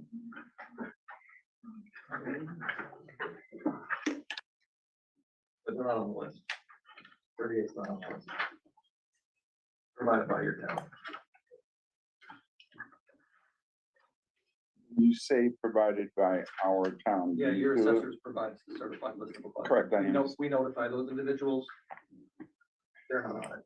Do you feel as though there is inadequacy in the assessor's office on this one? I don't know what causes the error. I mean, people move. I don't know what what drives. Robert, how long have you lived there? Over 20 years. You get tax bill? Yeah, you're not on the list. I don't know what to tell you, You're here. I'm just bringing up a statement from the meeting. I understand. I recall it. So I'm gonna note that. Okay, so noted. You should have received a copy of the assessor's certified abutters list as part of the filing, so that explains. Well, no, we do not see that. We usually would get green cards. We just went through We that. have those two. We get it through Jimmy, we are trying, digital. right, so. And this is the problem we went into last time. I'd rather not go into a long meeting. If it's. We're there. We're already in that long meeting. So there's,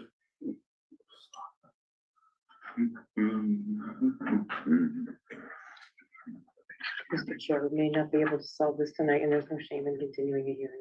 I know you guys have a proud track record of getting stuff done the No, same no. night. If I may, I would suggest that we've complied with the regulations. It's not our job to create the assessors list. It's the certified list provided by your town.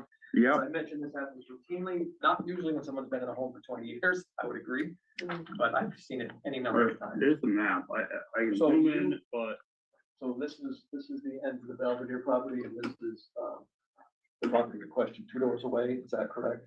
That's correct, adjacent to number 40. So it looks to us like you're pretty close. Um, 40. I don't have the frontage of this lot. What's the minimum frontage in town? Anyway, I'm trying to help this along.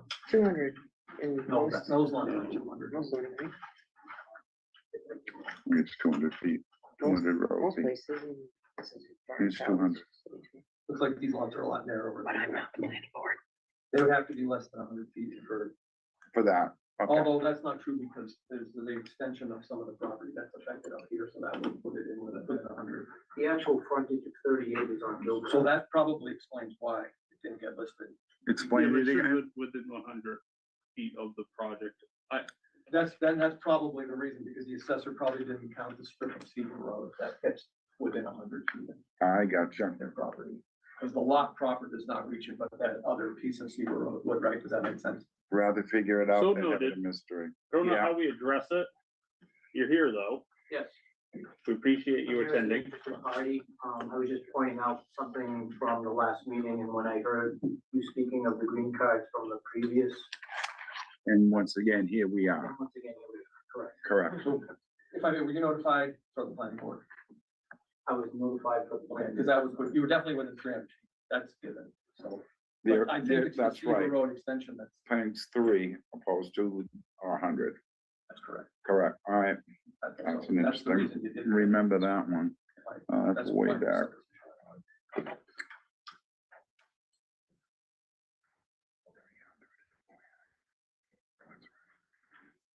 I'm just trying to find what painted sent. Emails. Go ahead. So I know this was presented previously, in the spring. Yeah. And at the planning board 3 or 4 Spring. times. Mhm. Been at those meetings, I understand it. Go through the entire presentation again. Or, Well, Sandra, you know, you're telling, I don't have, I won't, I'm not Mr. Bell. The bald guy. So, I'll work off of this plan and I can do a brief presentation and take questions, however you'd like to Yeah, there's a new commission is the one here. Okay, well then, yeah, that's good to start. Yeah, so, and I'll try to do one of 10 different things, so I can scroll as you need. Okay, well, if we start here, so this shows the property. It's off the end of Seaver Road, so the town line, Townsend and Lunenburg to the south. Would it be better standing over there so we can see? So it's about a 13.5 acre property. 13-acre property. And this, at the end of, Seaver Road, town line is here to the south. It's primarily wooded. The wetland system, your jurisdiction is due to a wetland system sort of in the central southern portion of the site, which was flagged by, Joe Lolino, formerly of Mass East Central Region. In, spring of 25, I believe. And of course, it has 35 and 50 and 100 foot buffer zones under your bylaw. There's no floodplain, there's no natural heritage. There are no other, there's a watershed protection district overlay on this property, and there's no ACECs, but there's also, in addition to the watershed protection, there's a natural heritage line that runs down the road and then off in this direction. So So the separating point is natural heritage is to the left, that's correct. This to is the left, natural heritage. nothing to the right. That's correct. So the lot is not covered by natural heritage or floodplain or ACEC, or any ORWs or certified mineral pools. But that chunk of the road is sliver, right? This former, this former road. Yeah. Portion of the road is, and there's no work proposed there, so. As we scroll down, you can see. a better So if view of you, so essentially what you're seeing is the entirety of the lot, you're seeing the neighboring lots. This is 38 right here. So if you want to scroll ahead, so the proposal is to, this is just a note sheet, so keep going. Proposal is to construct, stop here for a second, this will just, there's no grading, but this will be showing intent. Is to bring a 500-foot cul-de-sac into the property and create 3 new building lots.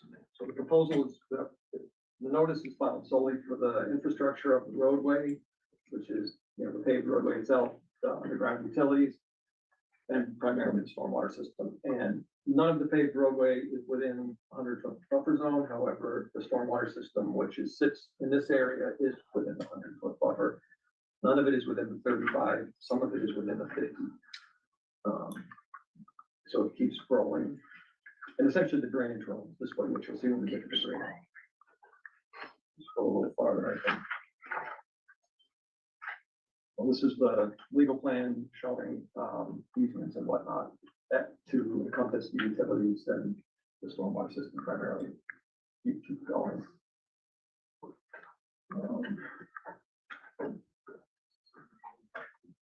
So while we're scrolling, the design is predicated on your your local stormwater standard, which regulates development and water quality and water quantity mitigation based on the 10 standards of the state policy, as well as what is effectively the EPA's MS4 requirements for DPWs.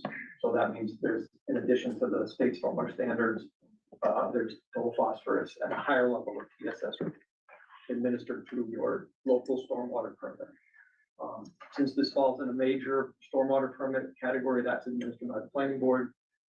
It does fall under the the major storm. Correct. And Correct. so it's the applications to the planning board were for definitive subdivision and for the major stormwater. Okay, So the subdivision, the planning board had the bid set plans, and the stormwater, report peer reviewed by, Hoyle Tanner for both compliance with the subdivision regulations as well as the local stormwater regulations.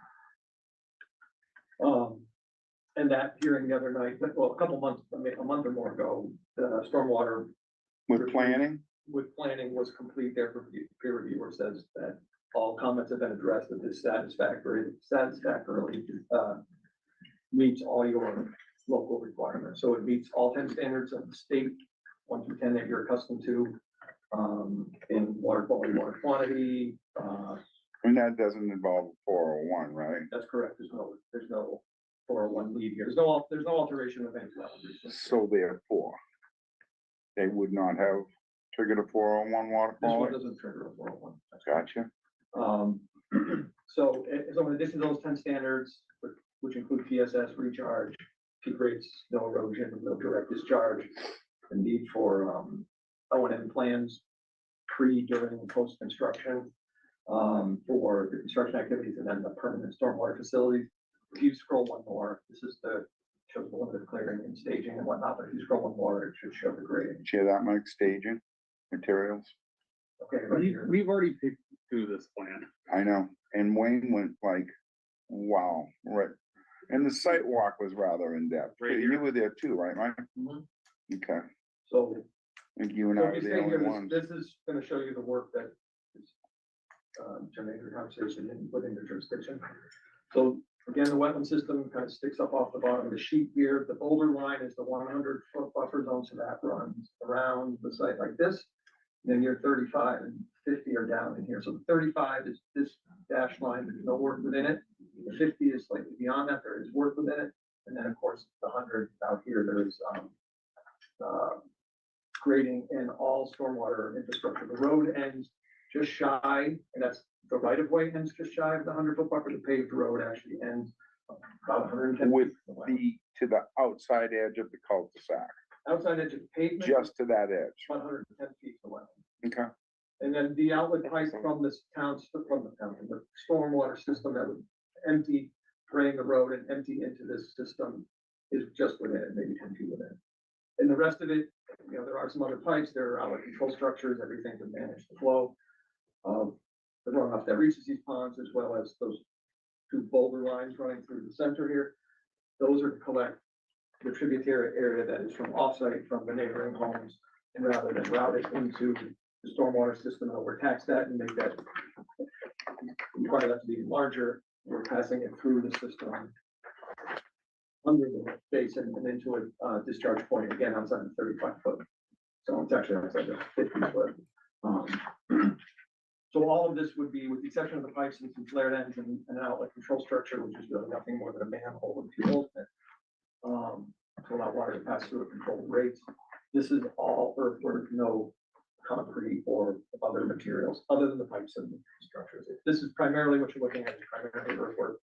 There would be some rock riprap for overflows and outlet protection. Right, for all the slow down sections To where still the you're gonna do the, correct. Exactly. So that was all. But you will included in have a the degree stormwater of report. man-made product in there. Some of them, yeah. Right, there's no man-made product except for the pipe. So this is all documented in the stormwater report that was done in June, which was essentially the stormwater report that was done originally in January or February, that was originally filed with the commission.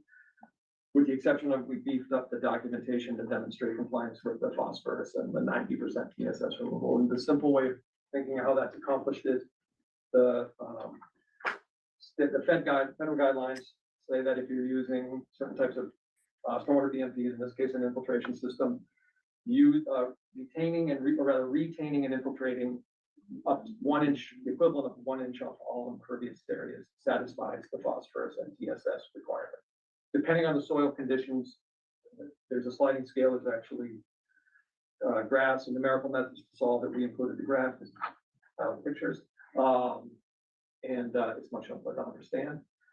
But again, that's all tabulated in the stormwater report. This was again peer reviewed by Townsend consultant Coyle Tanner. Correct, The that was, first round, we did not that's get the a clean bill of planning health, board's but, third party correct. consultant. Correct. Because we have no ability to review A stormwater. lot of commissions are. Yeah, so why are we talking? Let's keep going. Right. So Bingo. essentially, your jurisdiction is this 100-foot line with the understanding that during construction, there will be disturbance. And then eventually there will be homes that will require additional disturbance, which are not part of this plan. So there'll be separate NOIs filed for the home construction at the time that the road is ready to, the town is ready to permit building permit. Or obviously prior to that, but in order to cite the individual final home that's selected, we have done, you can see we've done soils testing. So for instance, in this area, we're probably gonna end up testing, and I think this lot needs a little more testing. The other lots were tested outside the jurisdictional area. You can see some of the testing here. We soil tested within the basins, testing is over here. But we did have witness soil testing, or we didn't do, it was actually Brad's engineering, a previous engineer on this project. Previous to you, which was done in what, 2000, 22, I think this was approved as a preliminary plan.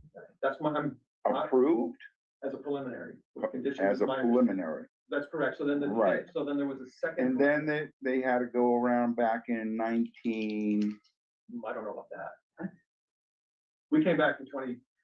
and there was another one, I think We 1998, never had That I this don't know. in 22. come in front of At least in planning front You board. of didn't, no, us. you didn't, Three. preliminary subdivision plan, it never went farther than that. Correct. Right. And So there this was is a the first reason one. why it got shot down. Well, I don't know the history. of it. Okay, And I wasn't aware it was shot down, but as may, back to the. so am I to understand planning board gave a Ready for blessing on all No, of this? They're in the continued decision it. stage. They have not approved it. Oh, I had questions on that But I they have, think they have it's- their. they I have think their- it's important these things are brought up Yeah, no, in discussion. Okay, well, Kim, what's your question? Yeah, So- so do you want to say anything more about like Oh, grading? no, we do, but hold on, I just want Kim to. I was just, you mentioned the planning board's process. I was wondering if, so for this application, a waiver was requested to not have to show the alternatives. Was there never like any demonstration of an alternative build out that was like two Well, so the houses, two alternative. houses off of a common drive? There's adequate lot area frontage for 4 lots. Correct, that's stands at 3 right now. Down to 3. That's what the give back was. I can't speak to what the planning is because I'm not been participating in that. That's actually. Wayne. It's a big Because by- onion. Yeah, I'm very curious because by approving this, we're backdoor approving lot 3, which has a house that is, Outside the buffer. the house is in the buffer. The house is in the The buffer. house is in the 100-foot buffer, which is Well, exactly so what yeah, I'm we- talking Well, hold on, but Shows the- it shows- So if I may, if you want to scroll to the build-out plan, because Mhm. that's done so we can do stormwater calculations. So what we do with the build-up plans, we make long driveways and big houses. That ramps up the impervious, and we make sure this system is oversized. That's how we operate. Whether others do or not. Checks and balances. That's Left- just safer for our client. We have overkilled the design. I Which I got understand we've been accused of overkilling design, but we're not. It's designed to your town standards. Thinking, hold on, Yeah, that's. Everyone else. yeah, did I go too far? Mike No, but that actually shows the house. Cullis. Oh, there you go. Mike. I know, I'm trying not to go too fast, because Yeah. Would it have been helpful for us to have a plan in front of us? no, it would have been. Because help- this is- no, It's so many pages. And if there was, So here's Something there's the else. house you're talking about. right, and isn't that the buffer zone line going through the middle of the house? That is, yeah. Yeah. Okay. Yeah. Okay, so yeah. and there's the Correct. house Over here, no. and- So no alternatives were explored, they're Well, so just as I kicking it said, to us if they approve it? So as I say, this is, we're not asking for approval of the house location. I understand. So the road layout was assessed multiple ways. There's no alternative for the road layout except to shorten it. And you're gonna get 2 lots. We for it. got that from Wayne. So this road, which is the allowable distance by the planning board, creates enough frontage for 4 lots. So this is a 3-lot proposal. But Right, once but- again, state 4 could go in there. What- Well, we're not doing that. So, well, there's a couple things. You're talking from a stormwater perspective, absolutely. This would still be exempt from the state stormwater, but it's irrelevant in Townsend because you have a more restrictive. Much more. Kim, ask your It's question. similar please. to all the other towns. Kim, I'm sorry, I didn't mean to cut you off. It's, Something I else. can't even ask it as a question because we're not looking at the houses, but I can see what's gonna happen with that lot 3. Possible. It's a 2,000 square foot, house. You're gonna have a young couple with a couple of kids. They're gonna wanna use their yard. Their house is in the buffer zone. So we're showing the 35-foot You know- buffer and you were talking about demarcation or delineation of the buffer zone. On, right, on a house that already. So had the previously 35 is disturbed. here, right? So this still gives you 35, the 50 Right. is here. So they'd have roughly a 40 to 50-foot yard without encroaching into your 35. Wouldn't it be much more user friendly for the town and future owners of this property to, make it a small, 1,200 square foot, age restricted, Well, so that I can't speak to what they 55 plus sell the lot house to, and instead of- frankly, that's not germane to the instead of the- conversation, to It the is. planning conversation. board It's sticking not. this. It's outside your jurisdiction. These, It is right now. the building lots are going to get more and more complicated And more than one But mansion. but if they're designed within standards and they're built using best management practices, there is, you know, we have an obligation to oversee the permitting and to issue the permit. It's the law. So we go back and forth, but I was making a suggestion. So if I may, one of There's the a better way to do noted. this. one of the reasons we, like I said, over designed is so that it gives the owner, the future owner, whether it's the current owner or future developer of the slot or private buyer, perhaps you buy, you can put the house where you want. But we've designed the system so that if you have a big house and a large driveway, it's covered.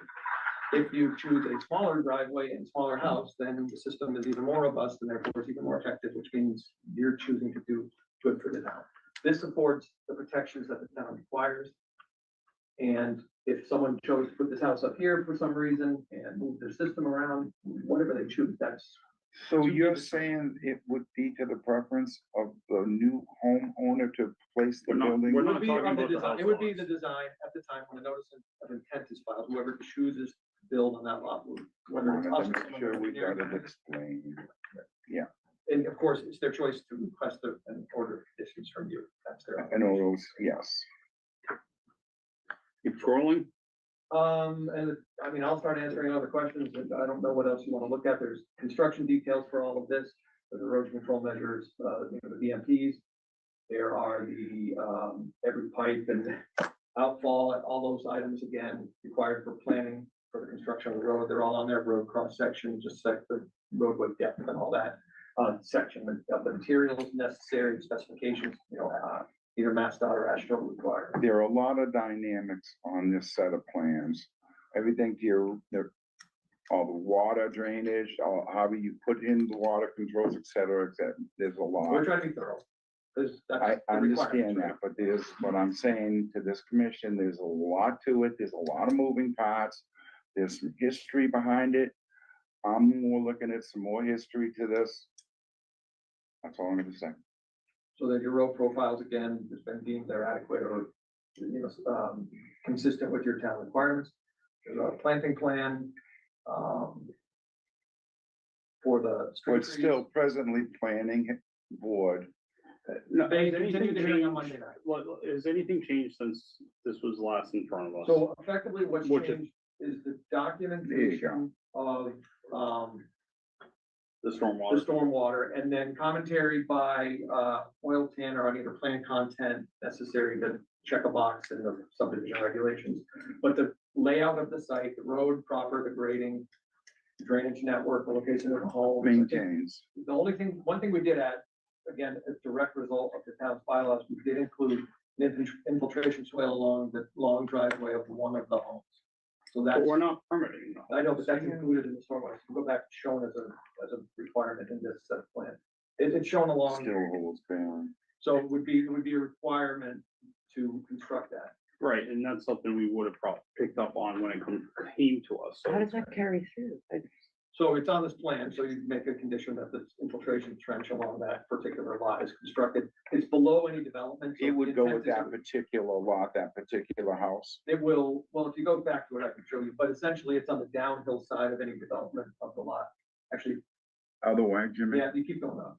We'll get to it. And again, it's meant to Or capture conditions runoff on- from the driveway and the home and steer it to the basin.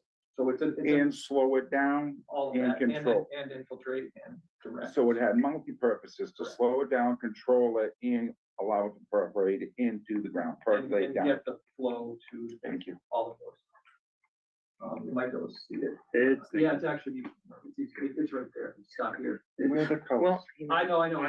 I'm pulling a hotspot off my phone, because my Wi-Fi password wasn't working. It's right here. Anyway, it's this item and it's right here and it steers along and and it would be, yeah. So it basically takes the water into this end of the basin, the sort of southwestern, southeastern side of the basin. Controls it. Now, where does it run back under? It runs into this basin. So then it just fills up the basin and then it would. Okay. And so then it's routed through the system. I got you.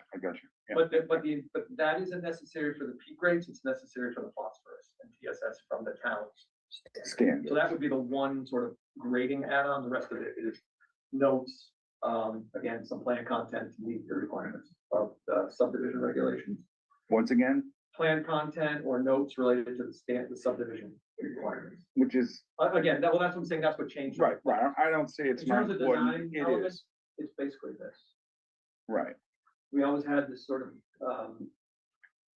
what I call diversion soil. So if you look at the grading, well, yeah, this sort of diversion to keep the runoff from the neighboring lots. Meaning the stone wall and separation, correct? It's everything from above rather than letting it run onto the road and get into this. You We're grab steering it, it around and letting it run through the natural course. you admit, And that allows us to What- keep the system smaller. who wants to live in it? Well, you don't have to.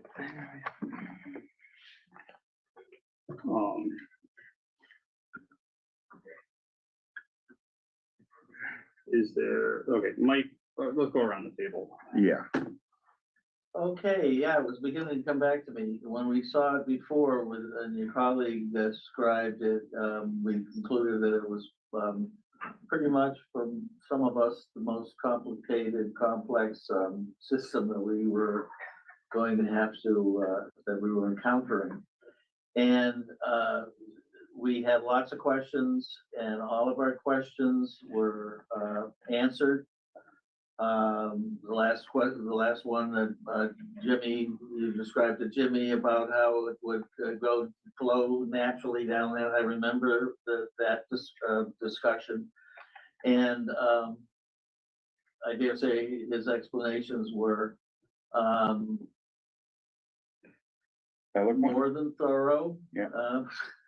I thought, More than thorough, and I recall that we were pretty much satisfied, or I was, with the plan as described. I'm never satisfied, but I still have more concerns. Yeah. I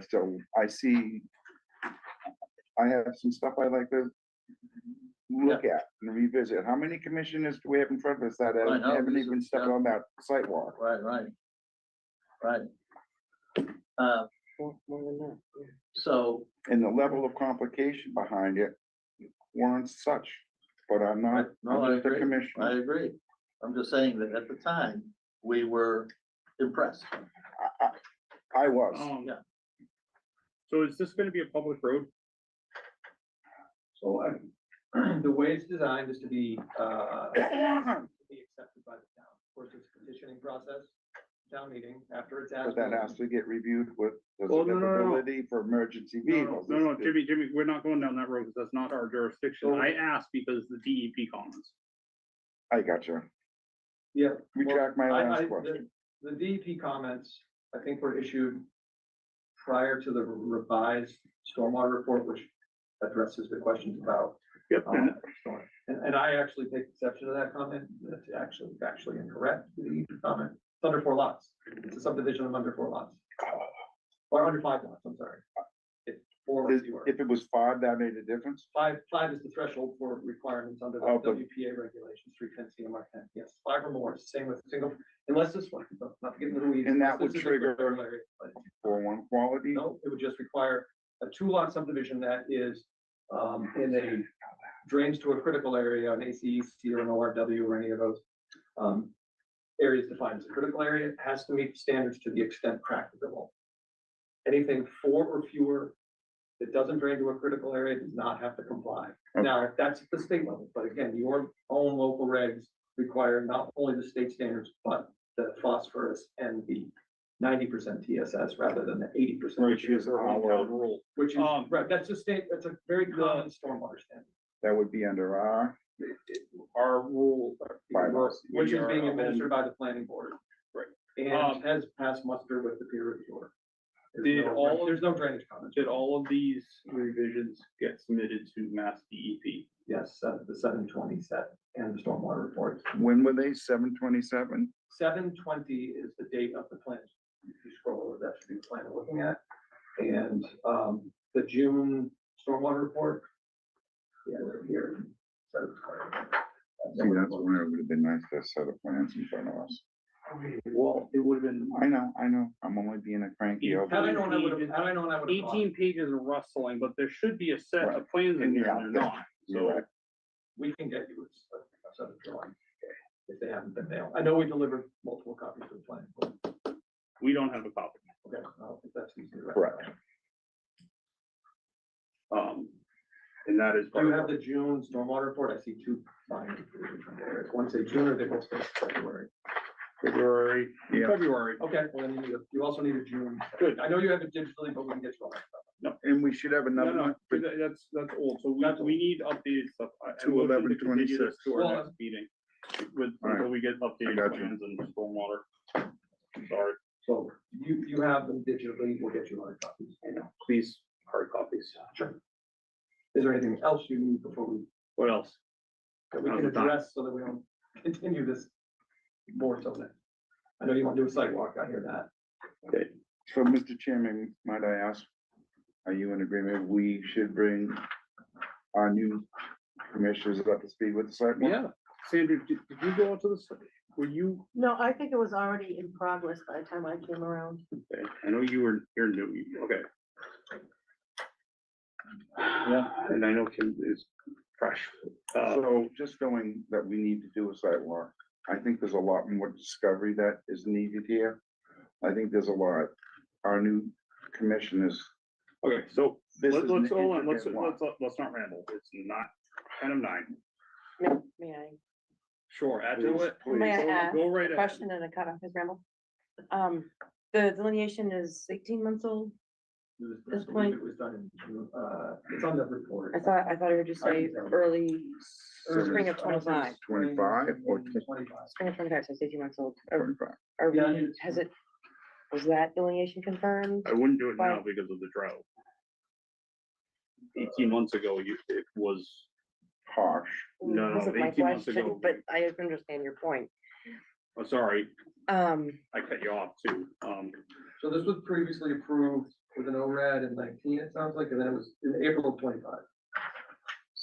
Was it April of 25? like 20. if I All right, I dig got- through minutes, you might, how do we determine if the delineations checked? Right. By whom? Well, no, there should be flags out there right now The as flags part of this for- whole thing. yeah. Even, From when we were out there in the spring. Everything I we didn't, should, I didn't attend the sidewalk, but I think you were there with Mr. Belli. I think we could get a lot more of this answered after a good site walk and a set of plans in front of us, a few Sure. other things. anything else you want to? Is there anything from the public? Yes, sir.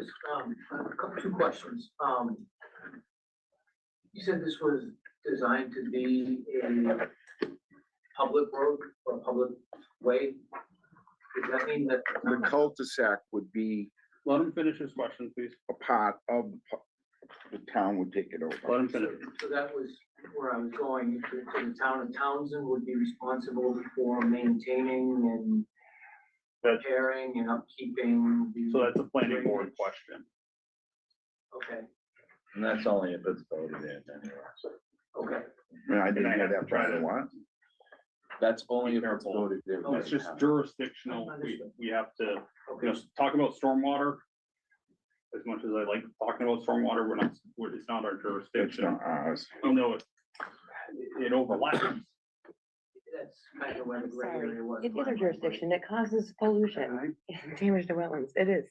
And I Too guess the bad. second question, I agree, even Kim. though I guess we're not considered abutters, are the abutters allowed to go through the site walkthrough when that time comes? That's your That's up to question, the your owner. call. That's up to the owner, so I'd have to get back to you on that. Did anyone attend from the public last time?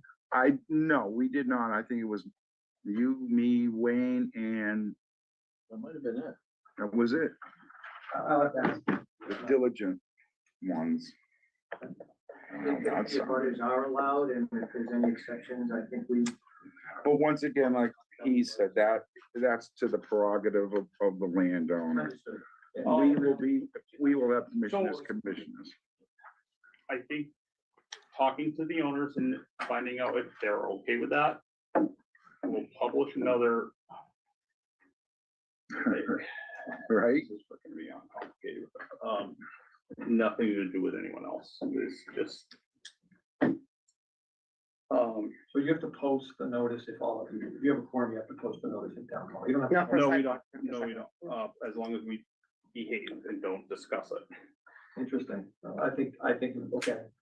I'll leave it. Because we're allowed to do training together, we don't have to post it, as long as no one does. there's You can no- go out and party together too, but if you're on the site, I think that's. Well- I'm just asking. What, no, I didn't, I open- missed what no, no. that was. Sidewalks are specifically. No, covered from the open meeting law states that we can do. Specifically. Sidewalks. I'll So, take your interpretation of this, right? but it's a matter of no discussion at the time, if you could keep it to yourself. We're there discussion to with- No observe. discussion with, abutters. We can ask simple clarifying questions, that's it. So with that said, we can schedule a site walk. And Wayne can get back to me and Yeah, one of us will get back to you about the, public detector. if you go on the town website and look, or send an email to the conservation email, conservation@townsendma.gov. And I can let you know, Sure. if it's a yes, no, and if it's a yes, when. And you heard my answer about the town road, right? I'm not sure. You had asked if the town would be responsible for the maintenance and all that stuff. Yes. My reply to that was the town would have to vote on that, just so you know. But The town, On not our accept- jurisdiction. I know so it's not a for us to- jurisdiction, however, just let them know. Thank you.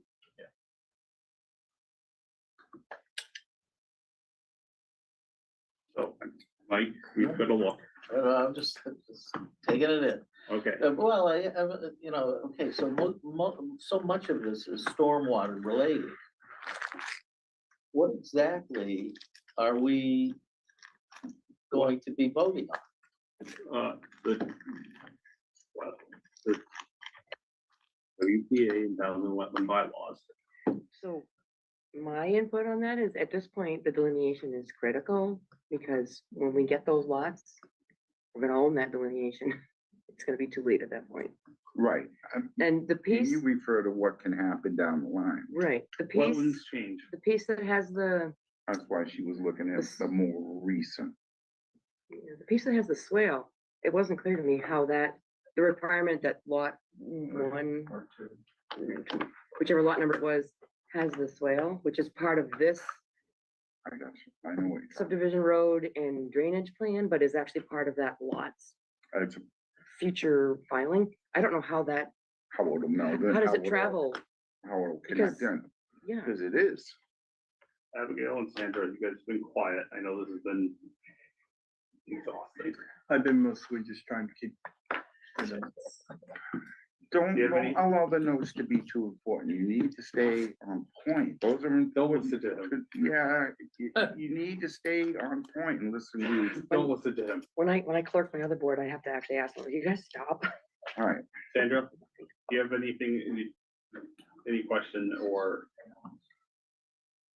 I don't know, comments? Yeah, I'm just gonna say, let's keep moving. You know. So I make motion to continue this to our, September 9th. Is there a second? Second, Now, is it seventh or ninth? The ninth. Roll call vote starting with Mike. Well, wait a minute. What, you You wanna shut off discuss it? discussion? So is the sidewalk, should we schedule a sidewalk before? Yes, The meeting, okay, so it's before the night. Okay, Yeah, so and if you could get his phone number at, right, so, but after the meeting. now, what's your colleague's name again? Wayne, Wayne, Wayne, I know Mr. Gage said that you had his email. Yes. Copied up. okay. So I'll get that, so, but Wayne would need to be there. right? Yes. So Either I, Wayne or I will be there. Yes. I mean, you're Okay. just as well versed in it Either as one. Wayne. I'd like to think. that. You're all gonna get the email. Yeah, I appreciate it. And okay, then Mike can, One of us will. all right. Because we've already had the Wayne, now so we can, Yeah, was that the discussion? that's it, oh, for me, it is. Anyone else? I'm ready to go. Oh, Michael. Speak up.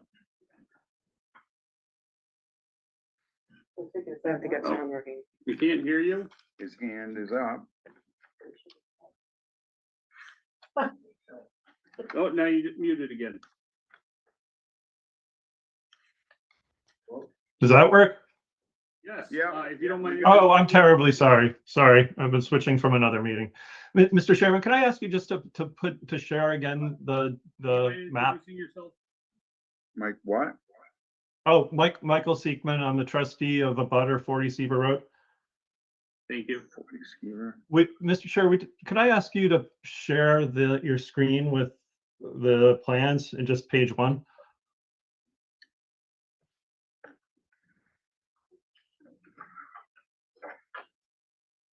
He obviously is right next to you, 38. Yes. Gotcha. What page did you want? Page 1, that'd be the easiest. It's on several pages, but substantive page 1. No, hold on. Hey, now. I know. If you could just stop there. If you look at the very top on the left, that's Mr. Ayot's lot, 38 Seaver Road. And if you follow the road down, what's labeled as 40 Seaver Road is 0 Seaver Road's property. And if you take it to the very northern terminus, you see it ends past Mr. Ayot's property. We couldn't hear everything, but I thought there was some confusion whether he was an abutter or not. It's quite clear he's an abutter. That road that appears as a road is actually 0 Seaver Road. It touches 38 Seaver Road. Great, and the assessor doesn't know that, that's basically what we determined. We're not throwing fault. No, no, I Only just thing I'm explain- saying is that we ran into a big problem. He wasn't notified. We had to shut that meeting down. Once again, we're up against this.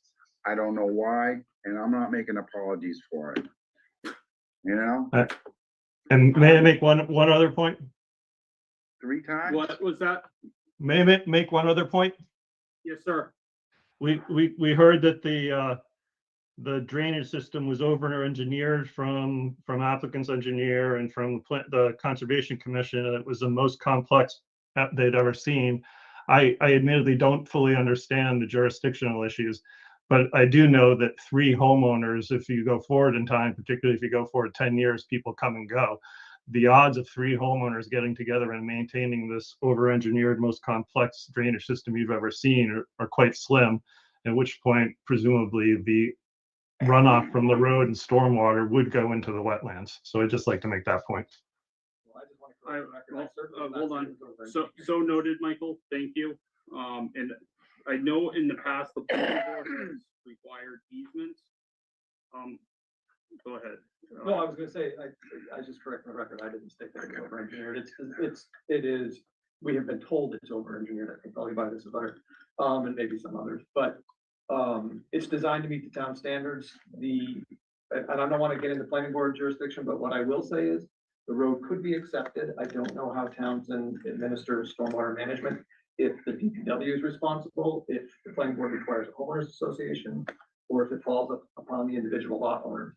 Those are at least 3 ways that we've seen in any number of municipalities. So that's entirely town or municipality specific. That's for towns to deal with, not the town to deal with. If the town doesn't accept it, then that's clearly the responsibility of the homeowners. If the town does accept it, still could be, that's a question for the planning board. Not the money to water, that's the reality that. It's a question for your planning board. I heard a voice. Yeah, Mr. Chairman, Laura Schifrin. Hi, Lori. Okay, just want to clarify, all of stormwater purview is under the planning board only. And the majority is all third party. No. We're not gonna. Oh, well, Stop, stop, anyway. stop. Made a motion to continue this. I'm gonna stop the circle. Can I just one clarification? Yes, sir. Okay. When I said it was the most complex, I had seen Pat commented that she's no longer here, but I can't speak for everyone on the commission. But for us, it was very complicated. And I knew that. I saw that. It's a But valid that's point why I Michael said- brought up with maintenance. That There's a said, lot to it. it's stormwater. It's also routine. This is the type of system that's designed all over the state. It's Yeah. an infiltration basin. So, I mean, not oversimplified, it's a hole in the ground that accepts water. There's any number of companies that do this routinely, including. Yeah. It's complex in terms of the routing, I agree with that, but in terms of the maintenance, it's. It's adequate to what our needs are. Okay, Some okay, we're done with virus this. in there and call it a rain garden. This, I'm not gonna ever call it a rain garden. I didn't hear that, Kenny. What was that?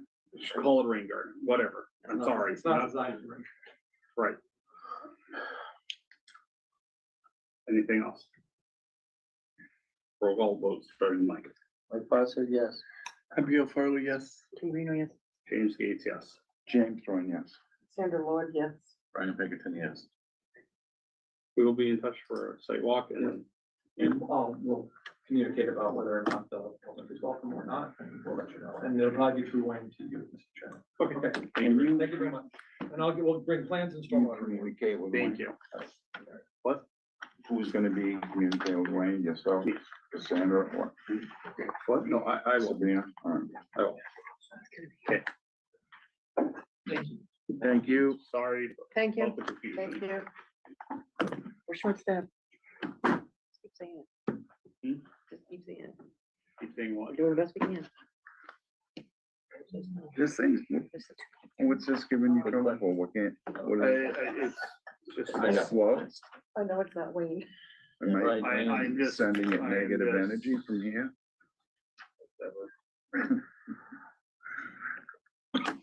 He zipped out of here pretty quick, didn't he? Huh? Um, I hope that all right, doesn't. what? Those papers are for the other guy. Yes, We'll you'll fold start all a these up. campfire with them. Create a pile of stuff that gives Sabrina. 2.3, enforcement 18 Main Street Harbor Village Shops, Key Point Partners. Alicia, I saw you on there somewhere. Yep. She's back. Hi, guys. Hi. Let me pull up the. Do you have my email or do you want me to? If you don't mind, pull. Sure. No, I'm grabbing it. Hold on. Okay. I think. So many emails.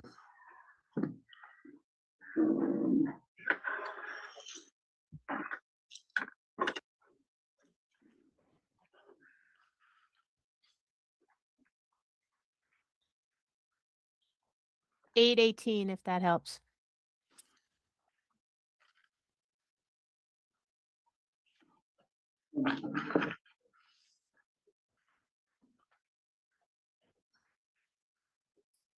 Does and it doesn't, because yeah.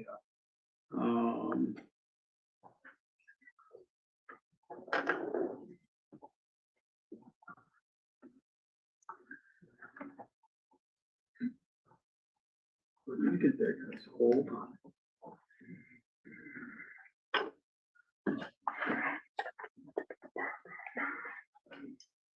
All right, so, Are you looking for pictures? no, All right. So David Babin proposed the repair. yeah, So twofold, to repair the slope, but also to bring up the low area on the edges.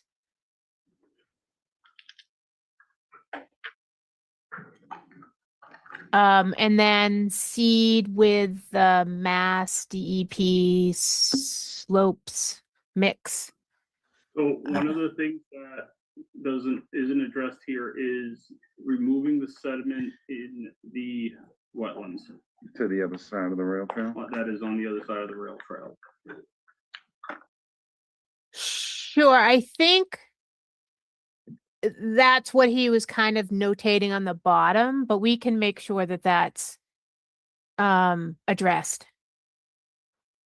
So I know we talked to David about it. And then specifically to make sure that he does everything by hand. So, yeah, and it's more. Yeah, so it's the sediment that's in the wetlands, that is the biggest, concern about being done by hand. You know, we understand that the other areas, you know, we're not unreasonable. Yeah, yeah. And he didn't have a problem. But I want to make sure that it's noted. What, Jimmy? Yeah, noting it, yeah. I don't want to keep going back and forth about this too much. No. Do you want to like send me like the exact, we obviously will do it. And also when David is about to do it, we can call and just walk that like little particular area. Dave can and give you a shout and just Yeah. to make sure, like in this box, right, do X. So she's looking for a commissioner to go down there to help her figure out or flag the amount of area you want to clean, or, well, No, I give a think, boundary I of it. think walking with the contractor to make sure, and here are the pictures. Last time we couldn't figure out how to share them. Yeah. This is downhill of the Right. rail trail, and you can see all the leaves are washed down. Washed down. Don't. And I think so that's his attempt. Yeah, right here's To- the area I'm most concerned with.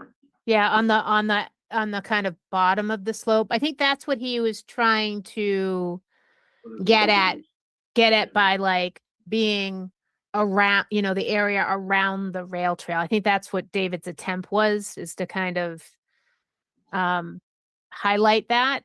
But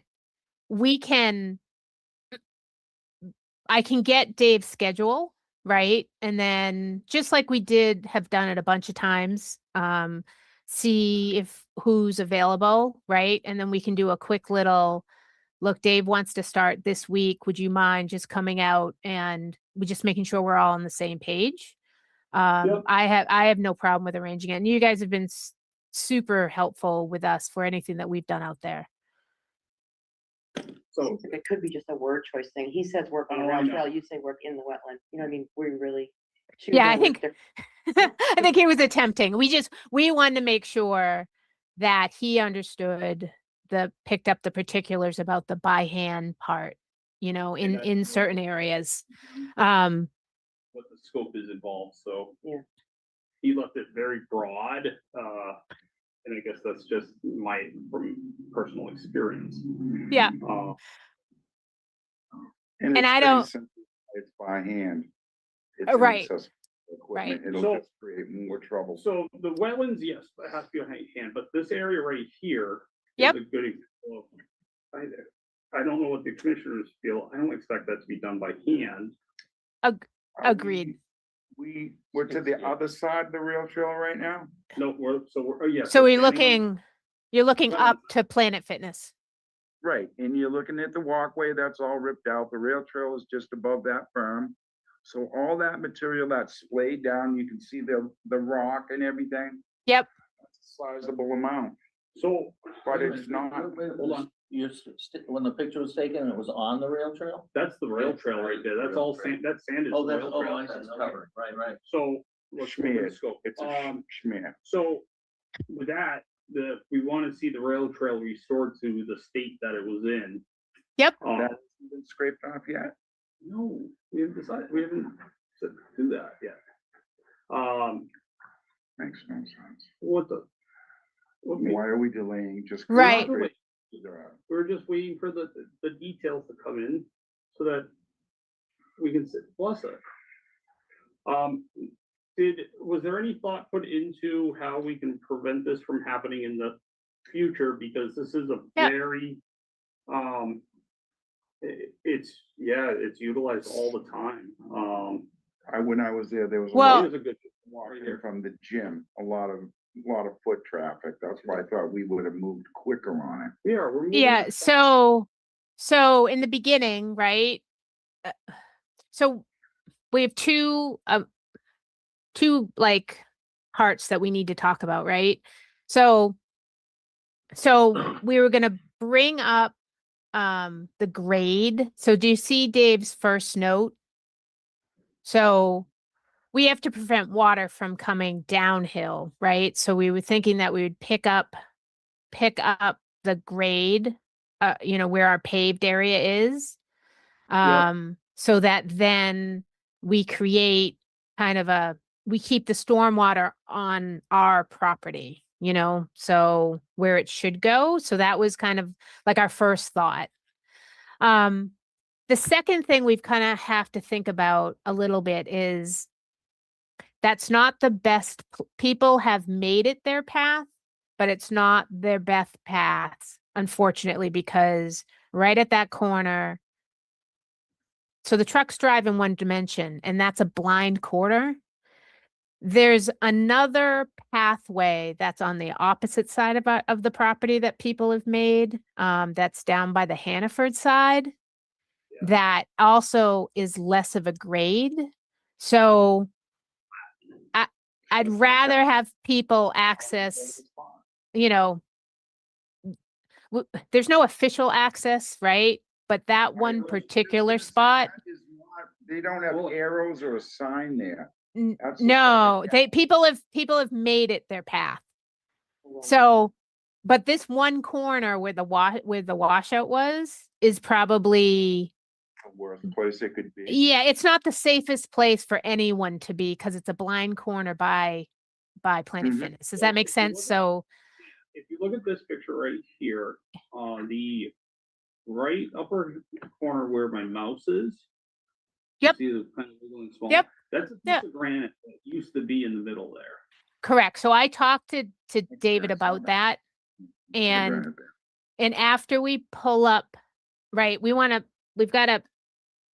kind of pull up that corner a little bit and then see if we can, replace it, or once we bring it up, then I can see whether we put some berm, granite there, or do a Cape Cod berm around that corner. But we're gonna first bring it up because that will definitely help. And then we'll make some adjustments on the pavement side for that corner. But I wanted to first fix it, right? For getting this fixed, right, to everybody's point. And then I can work with, because then that will go to my paver. Once David's done, grades it correctly, we bring it up.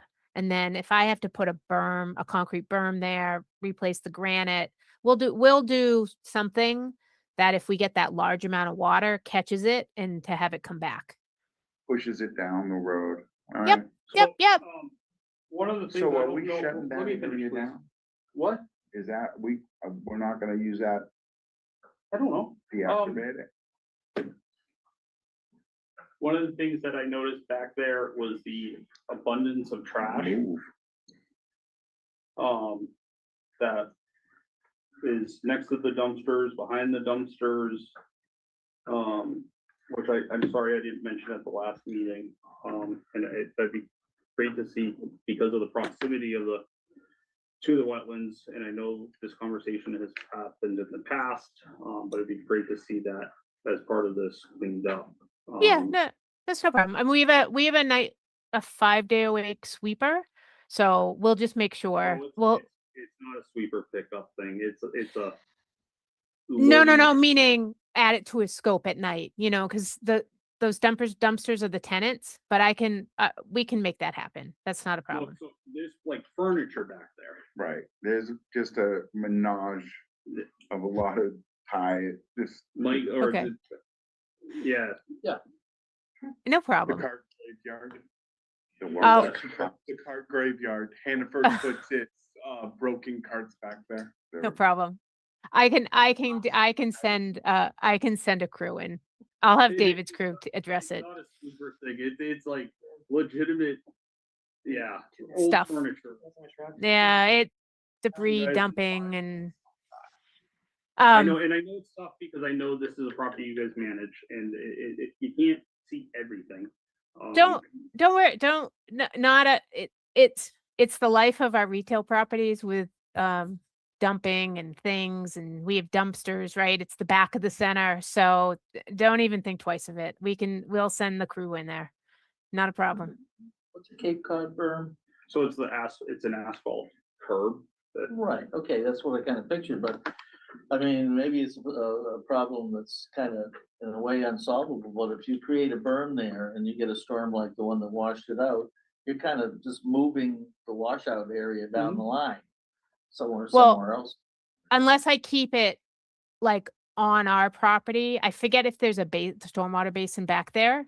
So There we'll is. try to, right? So we'll try to keep it. As we're looking at it, to Yeah. the left, I don't know if it's part of right here where my mouse is. Way to the, yeah. And Yep. that drops off So that could drastically. have also been associated with the railroad, but the water it was graded prior to run the water that way. Yep. Foot traffic, it could have been snow plowing. I'm gonna assume snow plowing because of where the granite is now. So in other words, you're talking to the far left of where we're looking, Yep. where it drops deep. Right. Yep. So we can, Why did the water all of a sudden decide that's where it Because- wants to breach? because A, they paved it. B, when they plowed it, obviously, When they moved that paved granite. it, They only raised it. Yeah, that's more than enough. Okay, When they moved that piece of granite, that's. they what could have Yeah. scraped up just enough of that material in there to allow the water to go that To way. get under it, yeah. There's a million different things, and we also had 4 inches of rain in 2 hours. right. That is correct. But we can do the right thing out there, right? And make sure the stormwater stays on our side as much as we can. And So the left is ideal. kind of work backwards, right? Yep. Brian? Treat the wetlands, right? Because we want to make sure we're good stewards with that, and then kind of work our way backwards, and then make any repairs that we need to do to keep the stormwater where it should be. Brian? Yes, just one comment on that. I don't think a pavement barrier on that corner would be feasible.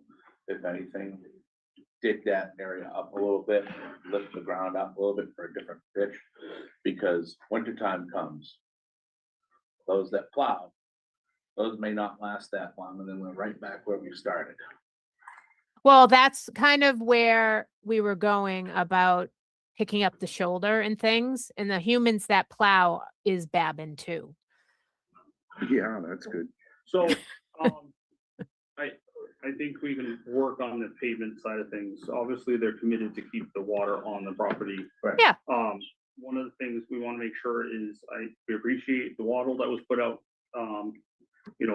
right after this happened. We want to make sure it stays there. But we also want to make sure that we add more wattle, kind of where this picture is taken along the slope. So that until the grass is established, there's less risk of loam washing, back into the wetlands. Okay, that makes sense. It's being seeded. Yes. And it's With- really only the existing grass on both sides of the rail trail. The slope isn't Oh, obviously because getting that's how the seeded. rail trail is on either side. Okay, yeah. You can look,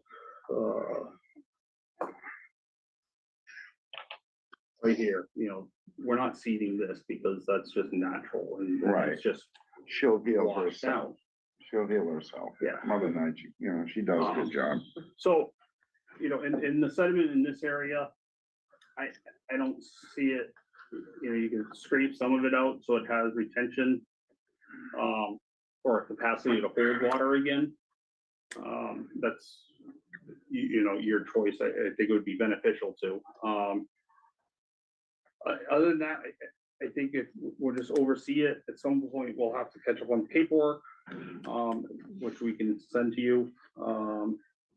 This is the seed mix for the grass. Yeah. Yeah, I mean, it'd be great if you're generally okay with this, right? What we can do is we can grab Babin see what his schedule is, because obviously now's the time Yep. to get that seed in too, right? Like, so, the, the faster we all kind of like agree and react and get it done, it clears it out, but also now's the perfect time to start to plant it too. Yep. So what is we'll go around the table, Mike, What would you like me to, any thoughts? nope. Nice It's job. late. It's late. I got nothing. Yeah, no, it sounds like. Tim? Was a written enforcement order issued? Not yet. Oh. So they're gonna do the work under it. I don't know. This happened and we reacted like this. Yep. I see that, I see that. And she's been So, with us. We'll catch up on the paperwork.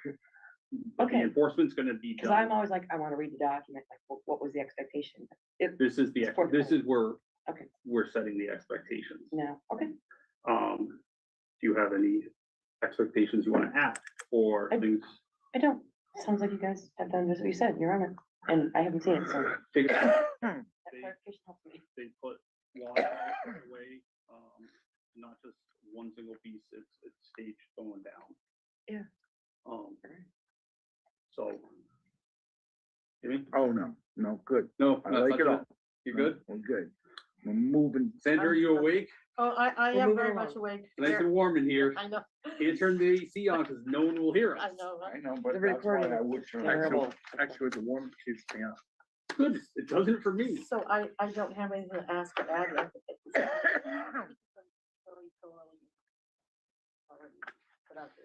Brian? I'm good. Nice. So. Alicia, we're good with everything we discussed. This is obviously recorded. Yep. I will, issue a formal enforcement, but don't wait for that to start. Perfect. Well, hopefully you can get it all done before you have to do the paperwork. When we do the So, paperwork, we're still gonna sign, but Yeah, will no email problem. you the phone number and they can call me when, Perfect. give me a little notice and I can meet them out there or one of the other commissioners if I'm tied up. But we need a vote, a motion and a vote to Perfect. move this along. You want me to make a motion, because this is all over the place. Go for it. So I make a motion to, issue an enforcement order for 18 Main Street, Main Street. to repair the washout, from the back, west corner across the rail trail and into the wetlands. In the work to be done, based on this scope of work that was submitted, plus things discussed. Concerns discussed. This is kind of an ongoing thing and we're gonna have to just do it as we go, so. Yep. I second. Roll I call, said yes. Abigail Farrell, yes. Jim Greeno, yes. James Gates, yes. James Thorne, yes. Sandra Lord, yes. Brian Bickerton, yes. Thank you, Alicia, for being patient. Thank you. No worries. Try to get home early. Yeah, no, that's out the window now. Better luck That's next too time. late. Yeah. Thanks, guys. Appreciate it. Bye. What do we have left now? Oh, No, not that much. Let me see. Oh, it's a lengthy letter. Morning's Lord. All right. 3.1, review, discuss, I don't know how much discussing, but meeting the forum and order policy for all boards, committees and commissions. This was sent out a couple years ago. I just want to read it, just so it's read and if people have questions about it, try to discuss it and answer it, but. We all got that memo, right? we all got it, we're Yeah. recorded. Yeah, no, but we're gonna read it, Not all of us read, I don't, I like story time. so. Please read. Please read. Let me take a drink first.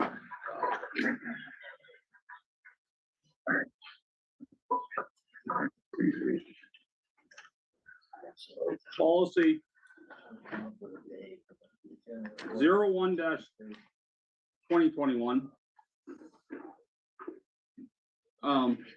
Purposes, the Board of Selectmen and interim town admin. Whenever you guys are ready. Are we doing crossword down there? Do you want to share your notes? So, Sudoku. You care to pass your notes to the, from the Okay. class here? I'm just trying to find a day that if everyone has a day that um, So it's a word search. so this is agreed to establish a consistent process, for all municipal boards, commissions, and committees, policy meeting, decorum and order for all boards, commissions, authorities, and committees. The presiding officer shall, preserve decorum and decide all questions of order and procedure, subject to appeal to the board. During board meetings, municipal officers shall preserve order and decorum and shall neither by conversation or otherwise delay or interrupt the proceedings, nor refuse to obey the order of the presiding officer or the rules of the board. The use of cell phones, laptops, computers should be limited to meeting business only, and all such devices should be muted, silenced while the meeting is in session.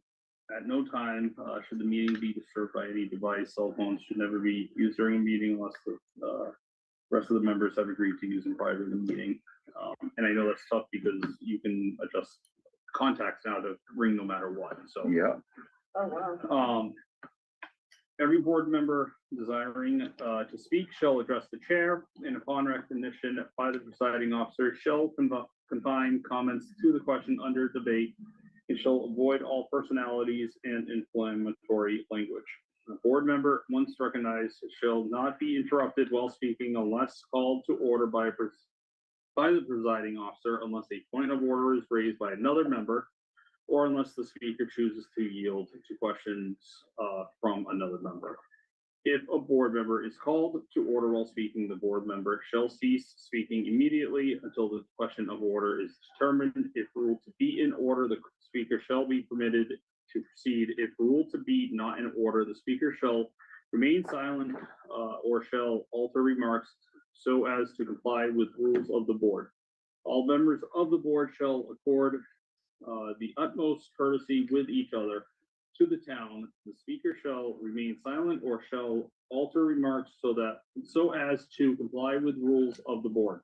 All members of the board shall accord the utmost courtesy with each other to town employees and to the public appearing before the board, and shall refrain at all times from all rude and derogatory remarks, reflections, or abusive comments. Board members shall confine questions as to the particular matters before the assembly, and in debate, all debate shall confine remarks to the issues before the board. Members shall be removed from the meeting for failure to comply with decisions of the presiding officer or for continued violations of the rules of the board. If the presiding officer fails to act, any member may move to require the enforcement of the rules, and the affirmative vote of a majority of the board shall require the presiding officer to act. Members of the administrative staff and employees of the town shall observe the same rules of procedure and decorum applicable to members of the board. While the presiding officer shall have the authority to preserve decorum in meetings as far as staff members and town employees are concerned. The town admin also shall be responsible for the orderly conduct and decorum of all town employees.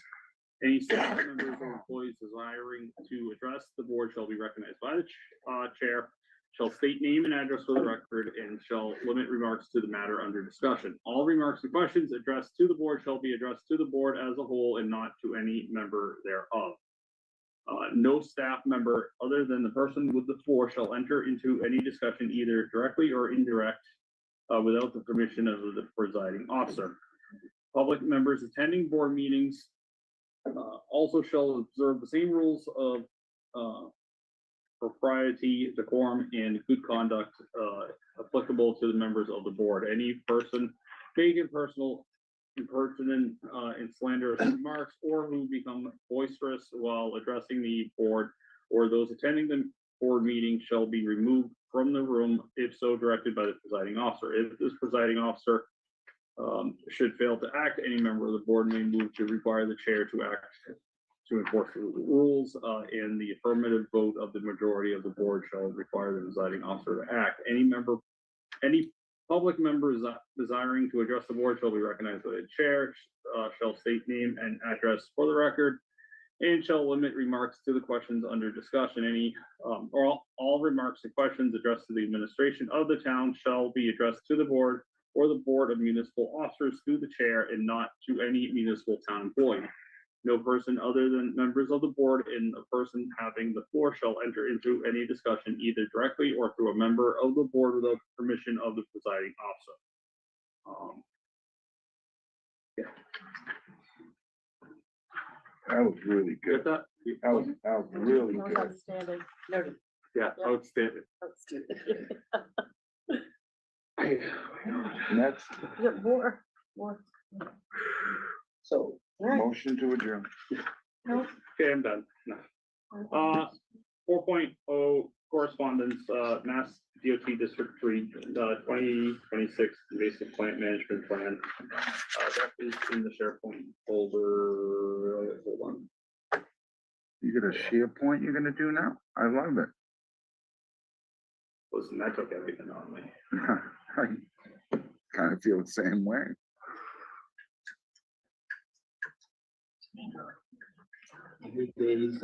Mike, hold on. We're almost done. You gotta do this separate from anyone. I don't want to get in trouble. Please take this conversation offline. So this is just invasive plant management. Where the plants get cut. You're not sharing, I don't know. You just- No, I'm not. Oh, okay. You want me to? I didn't No, know. there's no what your pictures. intention was. No, we don't want you to share, just, Can you shut off the Lower. lower for a minute, please? all Okay, right. there are two. So foiler treatment, is one of the, methods, which is usually a herbicide. The other one is cut stem treatment, where they cut the plant and then apply the herbicide. But in Townsend, it is going to be Route 119 is where it will be treated. The takeaway I got from that is they're spraying Roundup down the 119 wherever they find Phragmites or knotweed. Yeah, no, The only ones I saw in there that and I they think the have. worst is West Townsend across from the VFW, For what? not weed. Knotweed I know there's worse spots. on 119. But then Is it that could a be vine? included. They'll What? get sprayed. Is that a vine? No, No. it's not weed. No. It's like, it's bamboo. We usually call it In bamboo. a sense, it is. To, So in other words, they're gonna cut it and swab it with glyphosate? Yep, or spray they're it. getting the Or they backpack gonna- sprayer, it said backpack sprayer, pretty much. It depends upon how concentrated it is. If you Well, get it's in just, there, Doc. That's all I'm saying. so who's gonna be doing the treating? Mass DOT. So now here's the other one. I'll share this one. This is our fun one. Brian, When were they gonna do that? it didn't say. Didn't say. I think it said roughly August to freeze. I just wanna know when the state's gonna come by spraying stuff. Well, yeah, I wonder if I think they know well homeowners enough have if the they don't, option to say, please don't spray in front of my property, because yeah. I'm speaking for myself, I'm glad they don't spray Wallace Hill Road, because the town is kind enough to collect all the drain water and put it onto my pasture for my animals eat, and I don't want every, Oh, no, you gotta be But it's careful, like because safe. if you do have your water coming off the road into the paddocks, that's not good. I don't know, but we win the process. We won. We do, again? Yeah, we've done pretty good lately. Is that at Adams Dam up Hold on. where we're still running very high? Really? Do you see it? But you gotta move it. I know, if I So it's try once again Adams, right here, Adam's Dam. yeah, yeah, So. and we we Oh, look at this, established, 722. Yeah. what do you mean 722? 1120. So our geometric mean of the last 5 sampling weeks is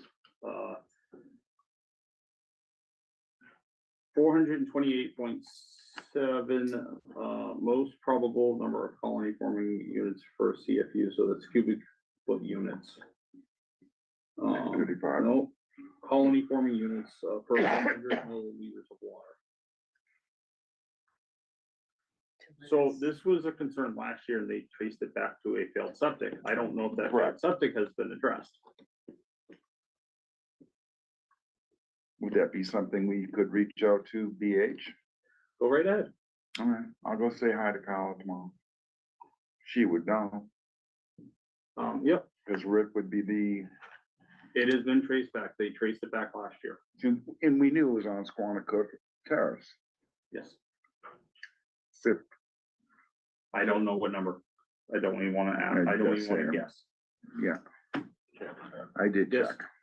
Why does it have the same number and one says safe to swim and unsafe to swim? But Less than or equal to, greater than, Yeah. the alligator, Before, the alligator, less than or equal to Always 235, bigger number. say, greater than two. Greater than 235 on, so anything 235, anything 236 and up is unsafe. 235 and so the color coding is right, No, just handy. you probably couldn't see it. 'cause so that the wasn't West in Groton Bridge got nicked too. Yeah, but not as much. Like, No, our but average is high, real high, so don't go swimming in our water. right?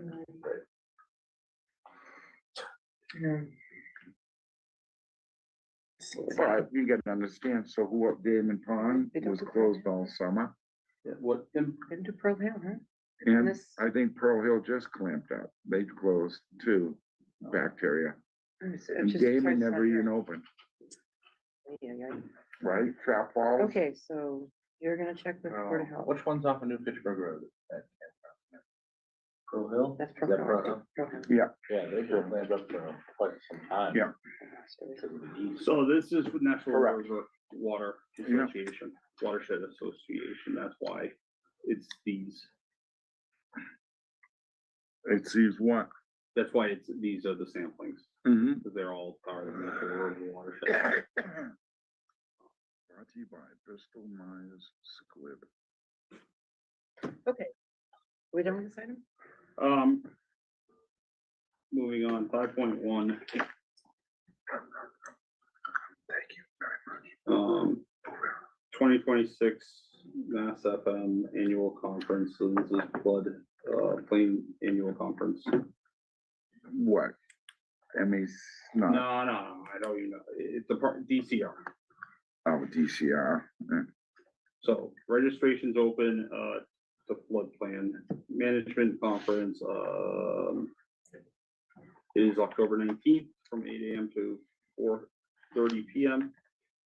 They're a great lineup. Anyone wants to go, there's a sign up. If it costs money, we have, Ample funds. yeah, ample funds. How, did you get your MACC book yet? No, I haven't, oh God. I think I was gonna ask you about that. We need to put it on the next agenda, it seems. No, It no, seems- we don't get print ones, we have e-books now. What, no, he got physical copies. No, we didn't. We had discussed it was supposed to be physical copies. What happened? They don't do them. They.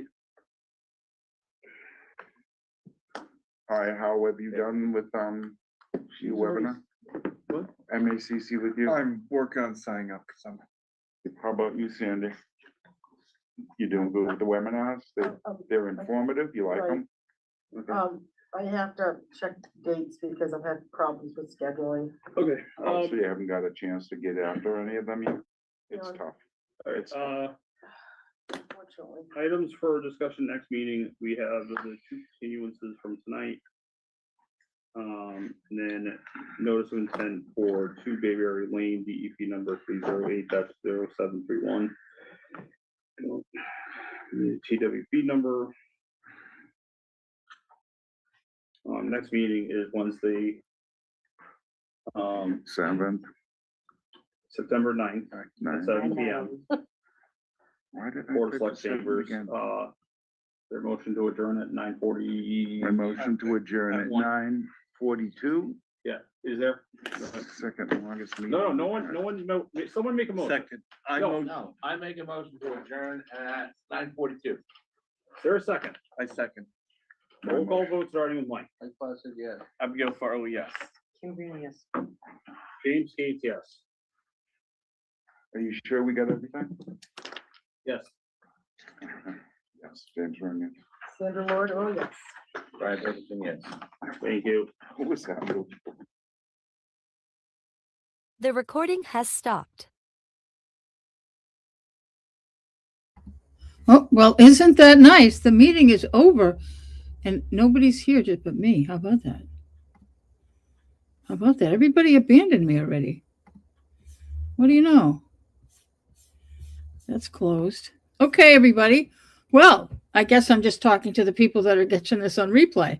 So Jim Gates read this long letter, this policy number 1 from 2019 or 2021. I'm sorry. That has been deemed unconstitutional.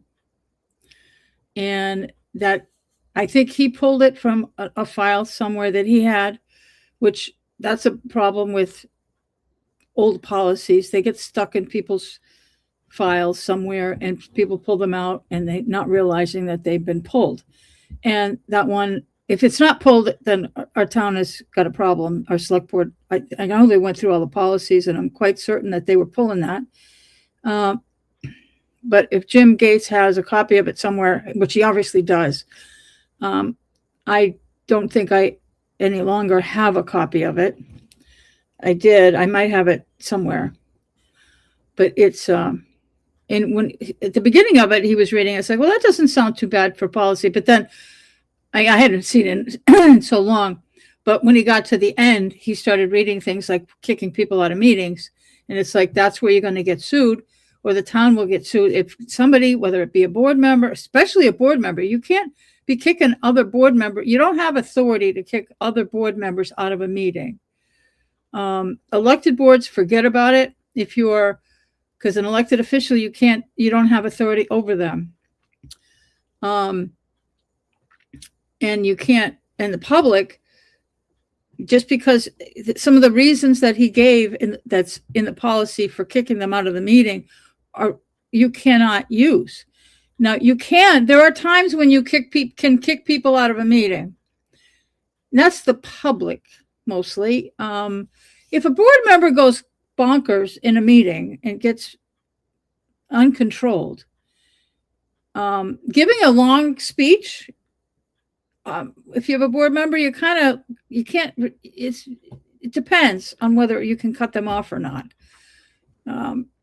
Sometimes you can't really quiet them because they have the right to speak, especially the elected board members. There are different rules for elected board members and appointed board members. It's because who's your boss? You don't have a boss if you're elected. You were elected by the people. If you're appointed, your boss is the select board because they appointed you. So you can get unappointed. I mean, the select board will have to have a hearing and unappoint you. They've done that. Our current board has not. None of the people on our current select board have done that crap. Veronica did it. Veronica and Joe and Chaz. They did it to a couple people, and it just really sucks.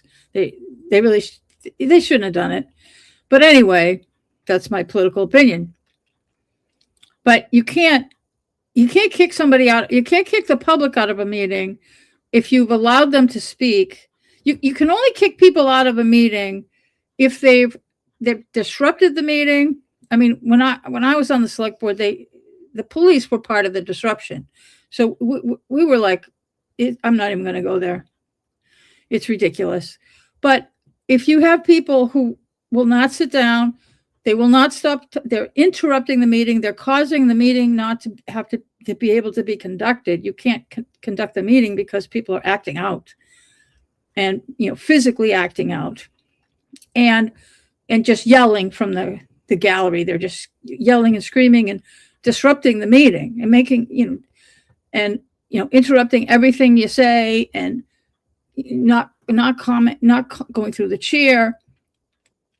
Under the open meeting law, you have to give, I can't remember how many warnings it is. It's more than one warning.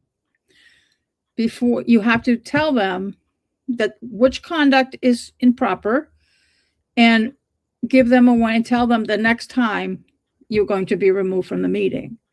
This is in the open meeting law. And using the open meeting law rules, you can control, allegedly, you can attempt to control behavior. And in those cases, you can kick somebody out of a meeting. Again, it gets iffy if you can't, it's harder to control a board member. But if the public is disrupting your ability to conduct a meeting, you have to be very careful on what those disruptive things are. If you've allowed somebody to speak and you want them to stop talking after you've given them the floor, you can't shut them up if it's because you just don't like what they're saying. Never mind. I don't want to hear that. I don't want to hear from you anymore. We don't want to hear that crap from you. Nope, stop talking. That's it. You're done. No.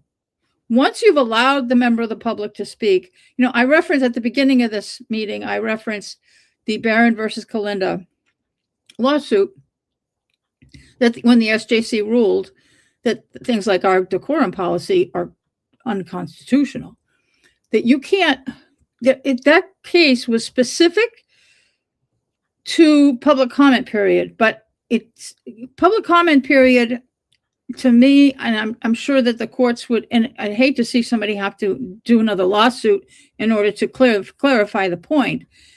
And I haven't read the reviews, the interpretation of that lawsuit. I should go back if this is going to be an issue for Mr. Gates in his meetings. But the public comment period, to me, is not that period that gets put onto an agenda, and which we don't see so much in Townsend anymore because boards want to shut everybody up. They don't want to have people give their opinion unless the chair specifically asks for it. And most of the boards that I've attended on Zoom, or usually even while I'm doing Real Deal, I sometimes will raise my hand or I'll interrupt, depending on the issue. And they've never threatened to shut me up. They've just said, even when, Veronica and Chaz and Joe would be violating the law all the time because it's free speech. But they, anyway, when the law, the Barron versus Kalinda talks about the public comment period, my interpretation is if a chair of a board allows you to speak, like you raise your hand and they pick on you. If I raise my hand and a chair says, okay, Cindy, what, you got something you want to add? Okay. And I start yelling and screaming about you're an asshole. Why are you doing this? You're causing harm. This is, and then they try to shut me up. Hold on. I have the right to call you an asshole. And that is what Kalinda, the case law said, in which you do, that is free speech. Even in a public, we can't have swearing. Yes, you can. You cannot stop somebody from expressing, just because you don't like what they're saying. You can't shut them up because you don't like the topic, that they're bringing something up. You can't, once you call on them, my interpretation is, even though there's no public comment period on the agenda, once somebody raises their hand, you call on them and you allow them to speak, you cannot shut them up due to content. You can't, they have complete free speech once you've called on them. And because if it's up top, none of that applies. You cannot shut people up because they disagree with you, or you have to be very careful. You can, try to redirect them politely to, okay, we really need to move on, kind of stuff. And what I've seen lately, most people are respectful of that.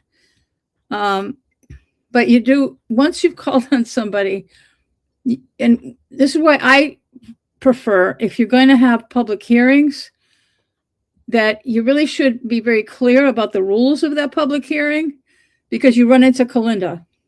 And that is, the rules need to say you have 2 minutes or 1 minute, whatever. But I mean, a minute can be a long time. I think most public comment periods that are posted are 2 minutes, because that gives you enough time to get your whole point out. And it's usually not too frustrating.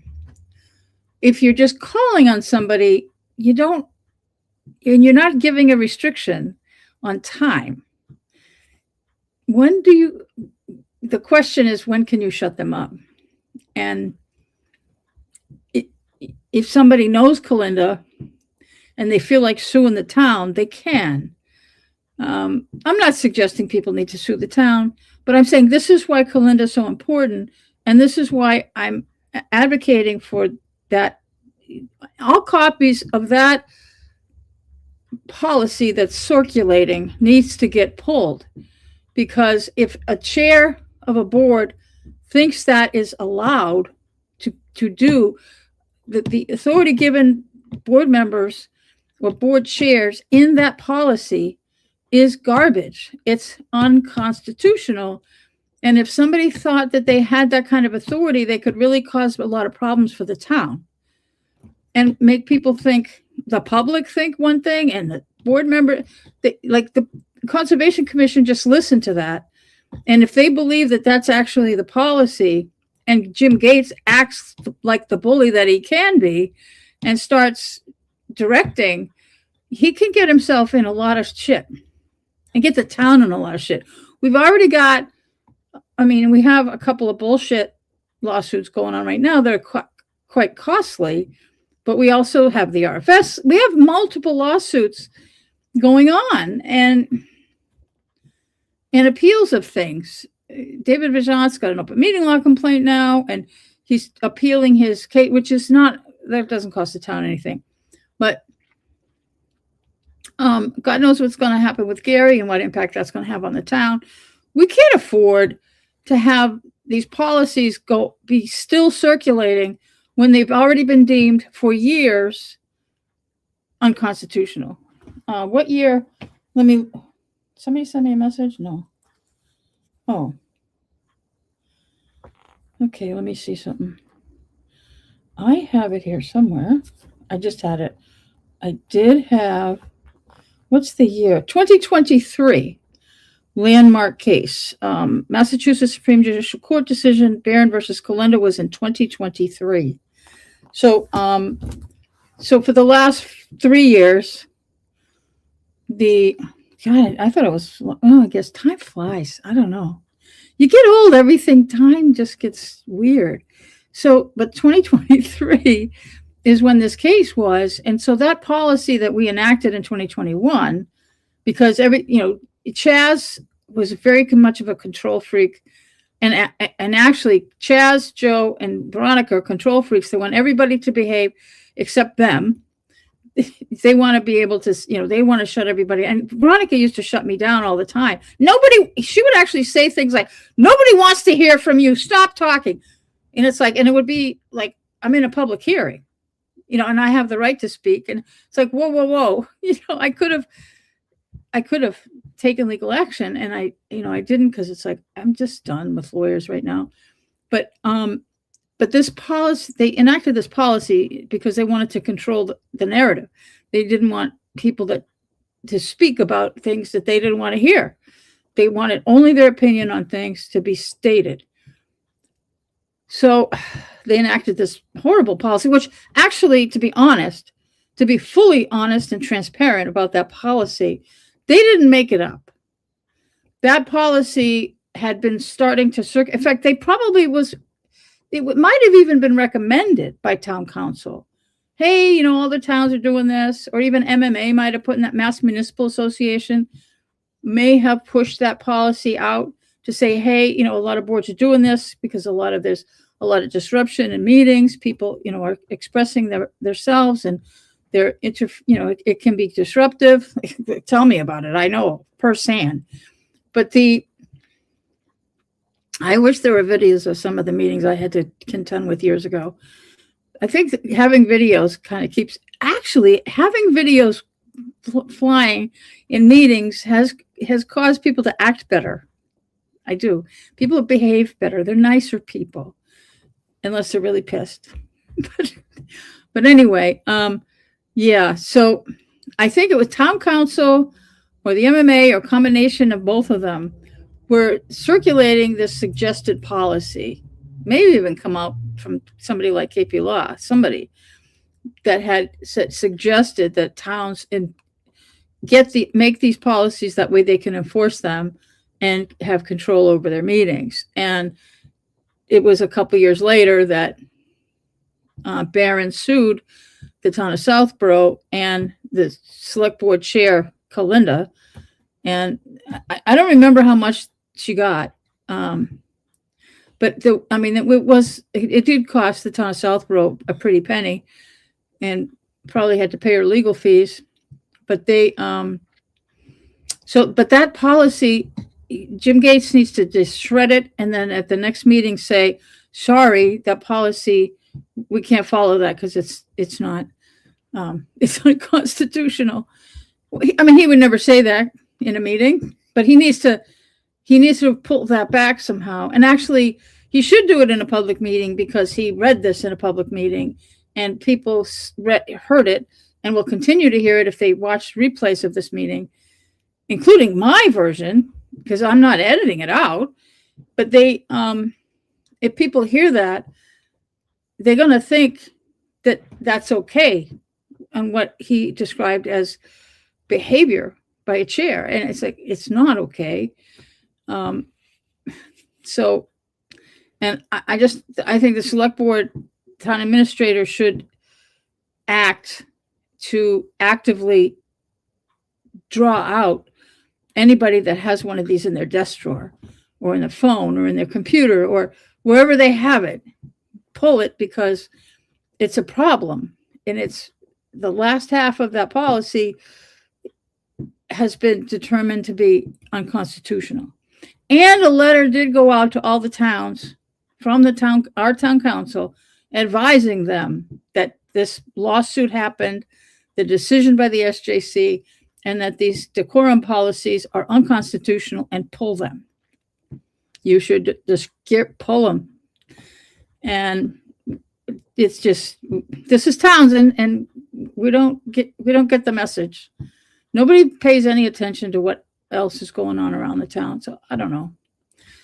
I'm just disturbed by everything, you know, which is why I remind you again, not that anybody's listening, but maybe people listen on the replay. I'm running for select board, in case you didn't hear that. The election will be October 6th. It's a special election to add 2 more seats. And believe it or not, Jim Gates, the guy I'm complaining about right now, is also running. And there's another guy, Vince somebody, because it starts with a K. I keep forgetting his name. I can picture it. I just can't pronounce it. I have to see I have to really look at it. I'm sorry. I'm really sorry. I'm not doing that to be a jerk to him. I try to be respectful when I'm running for office. So I don't need to be unnecessarily rude. I just call people out for their actual track record. Vince doesn't have one. He's not been involved in town government for 2 minutes. Not at all. So I don't think he's prepared to be a select board, but that's my opinion. I have the right to do campaigning like this. Jim Gates, I think his behavior on the Conservation Commission gives me pause and makes me concerned about how he would function on the select board and some other things with what his connections are and how he views the world. I disagree with a lot of his his ideas. And I'm sure he disagrees with mine. So anyway, on that note, I am going to retire this meeting and call it an evening because it's 10 o'clock. I haven't fed my cats yet, and they're tired. One of them was pacing. I think he gave up and is tired. He sleeps whenever he can. So that's how it goes. So anyway, I don't think I have anything new.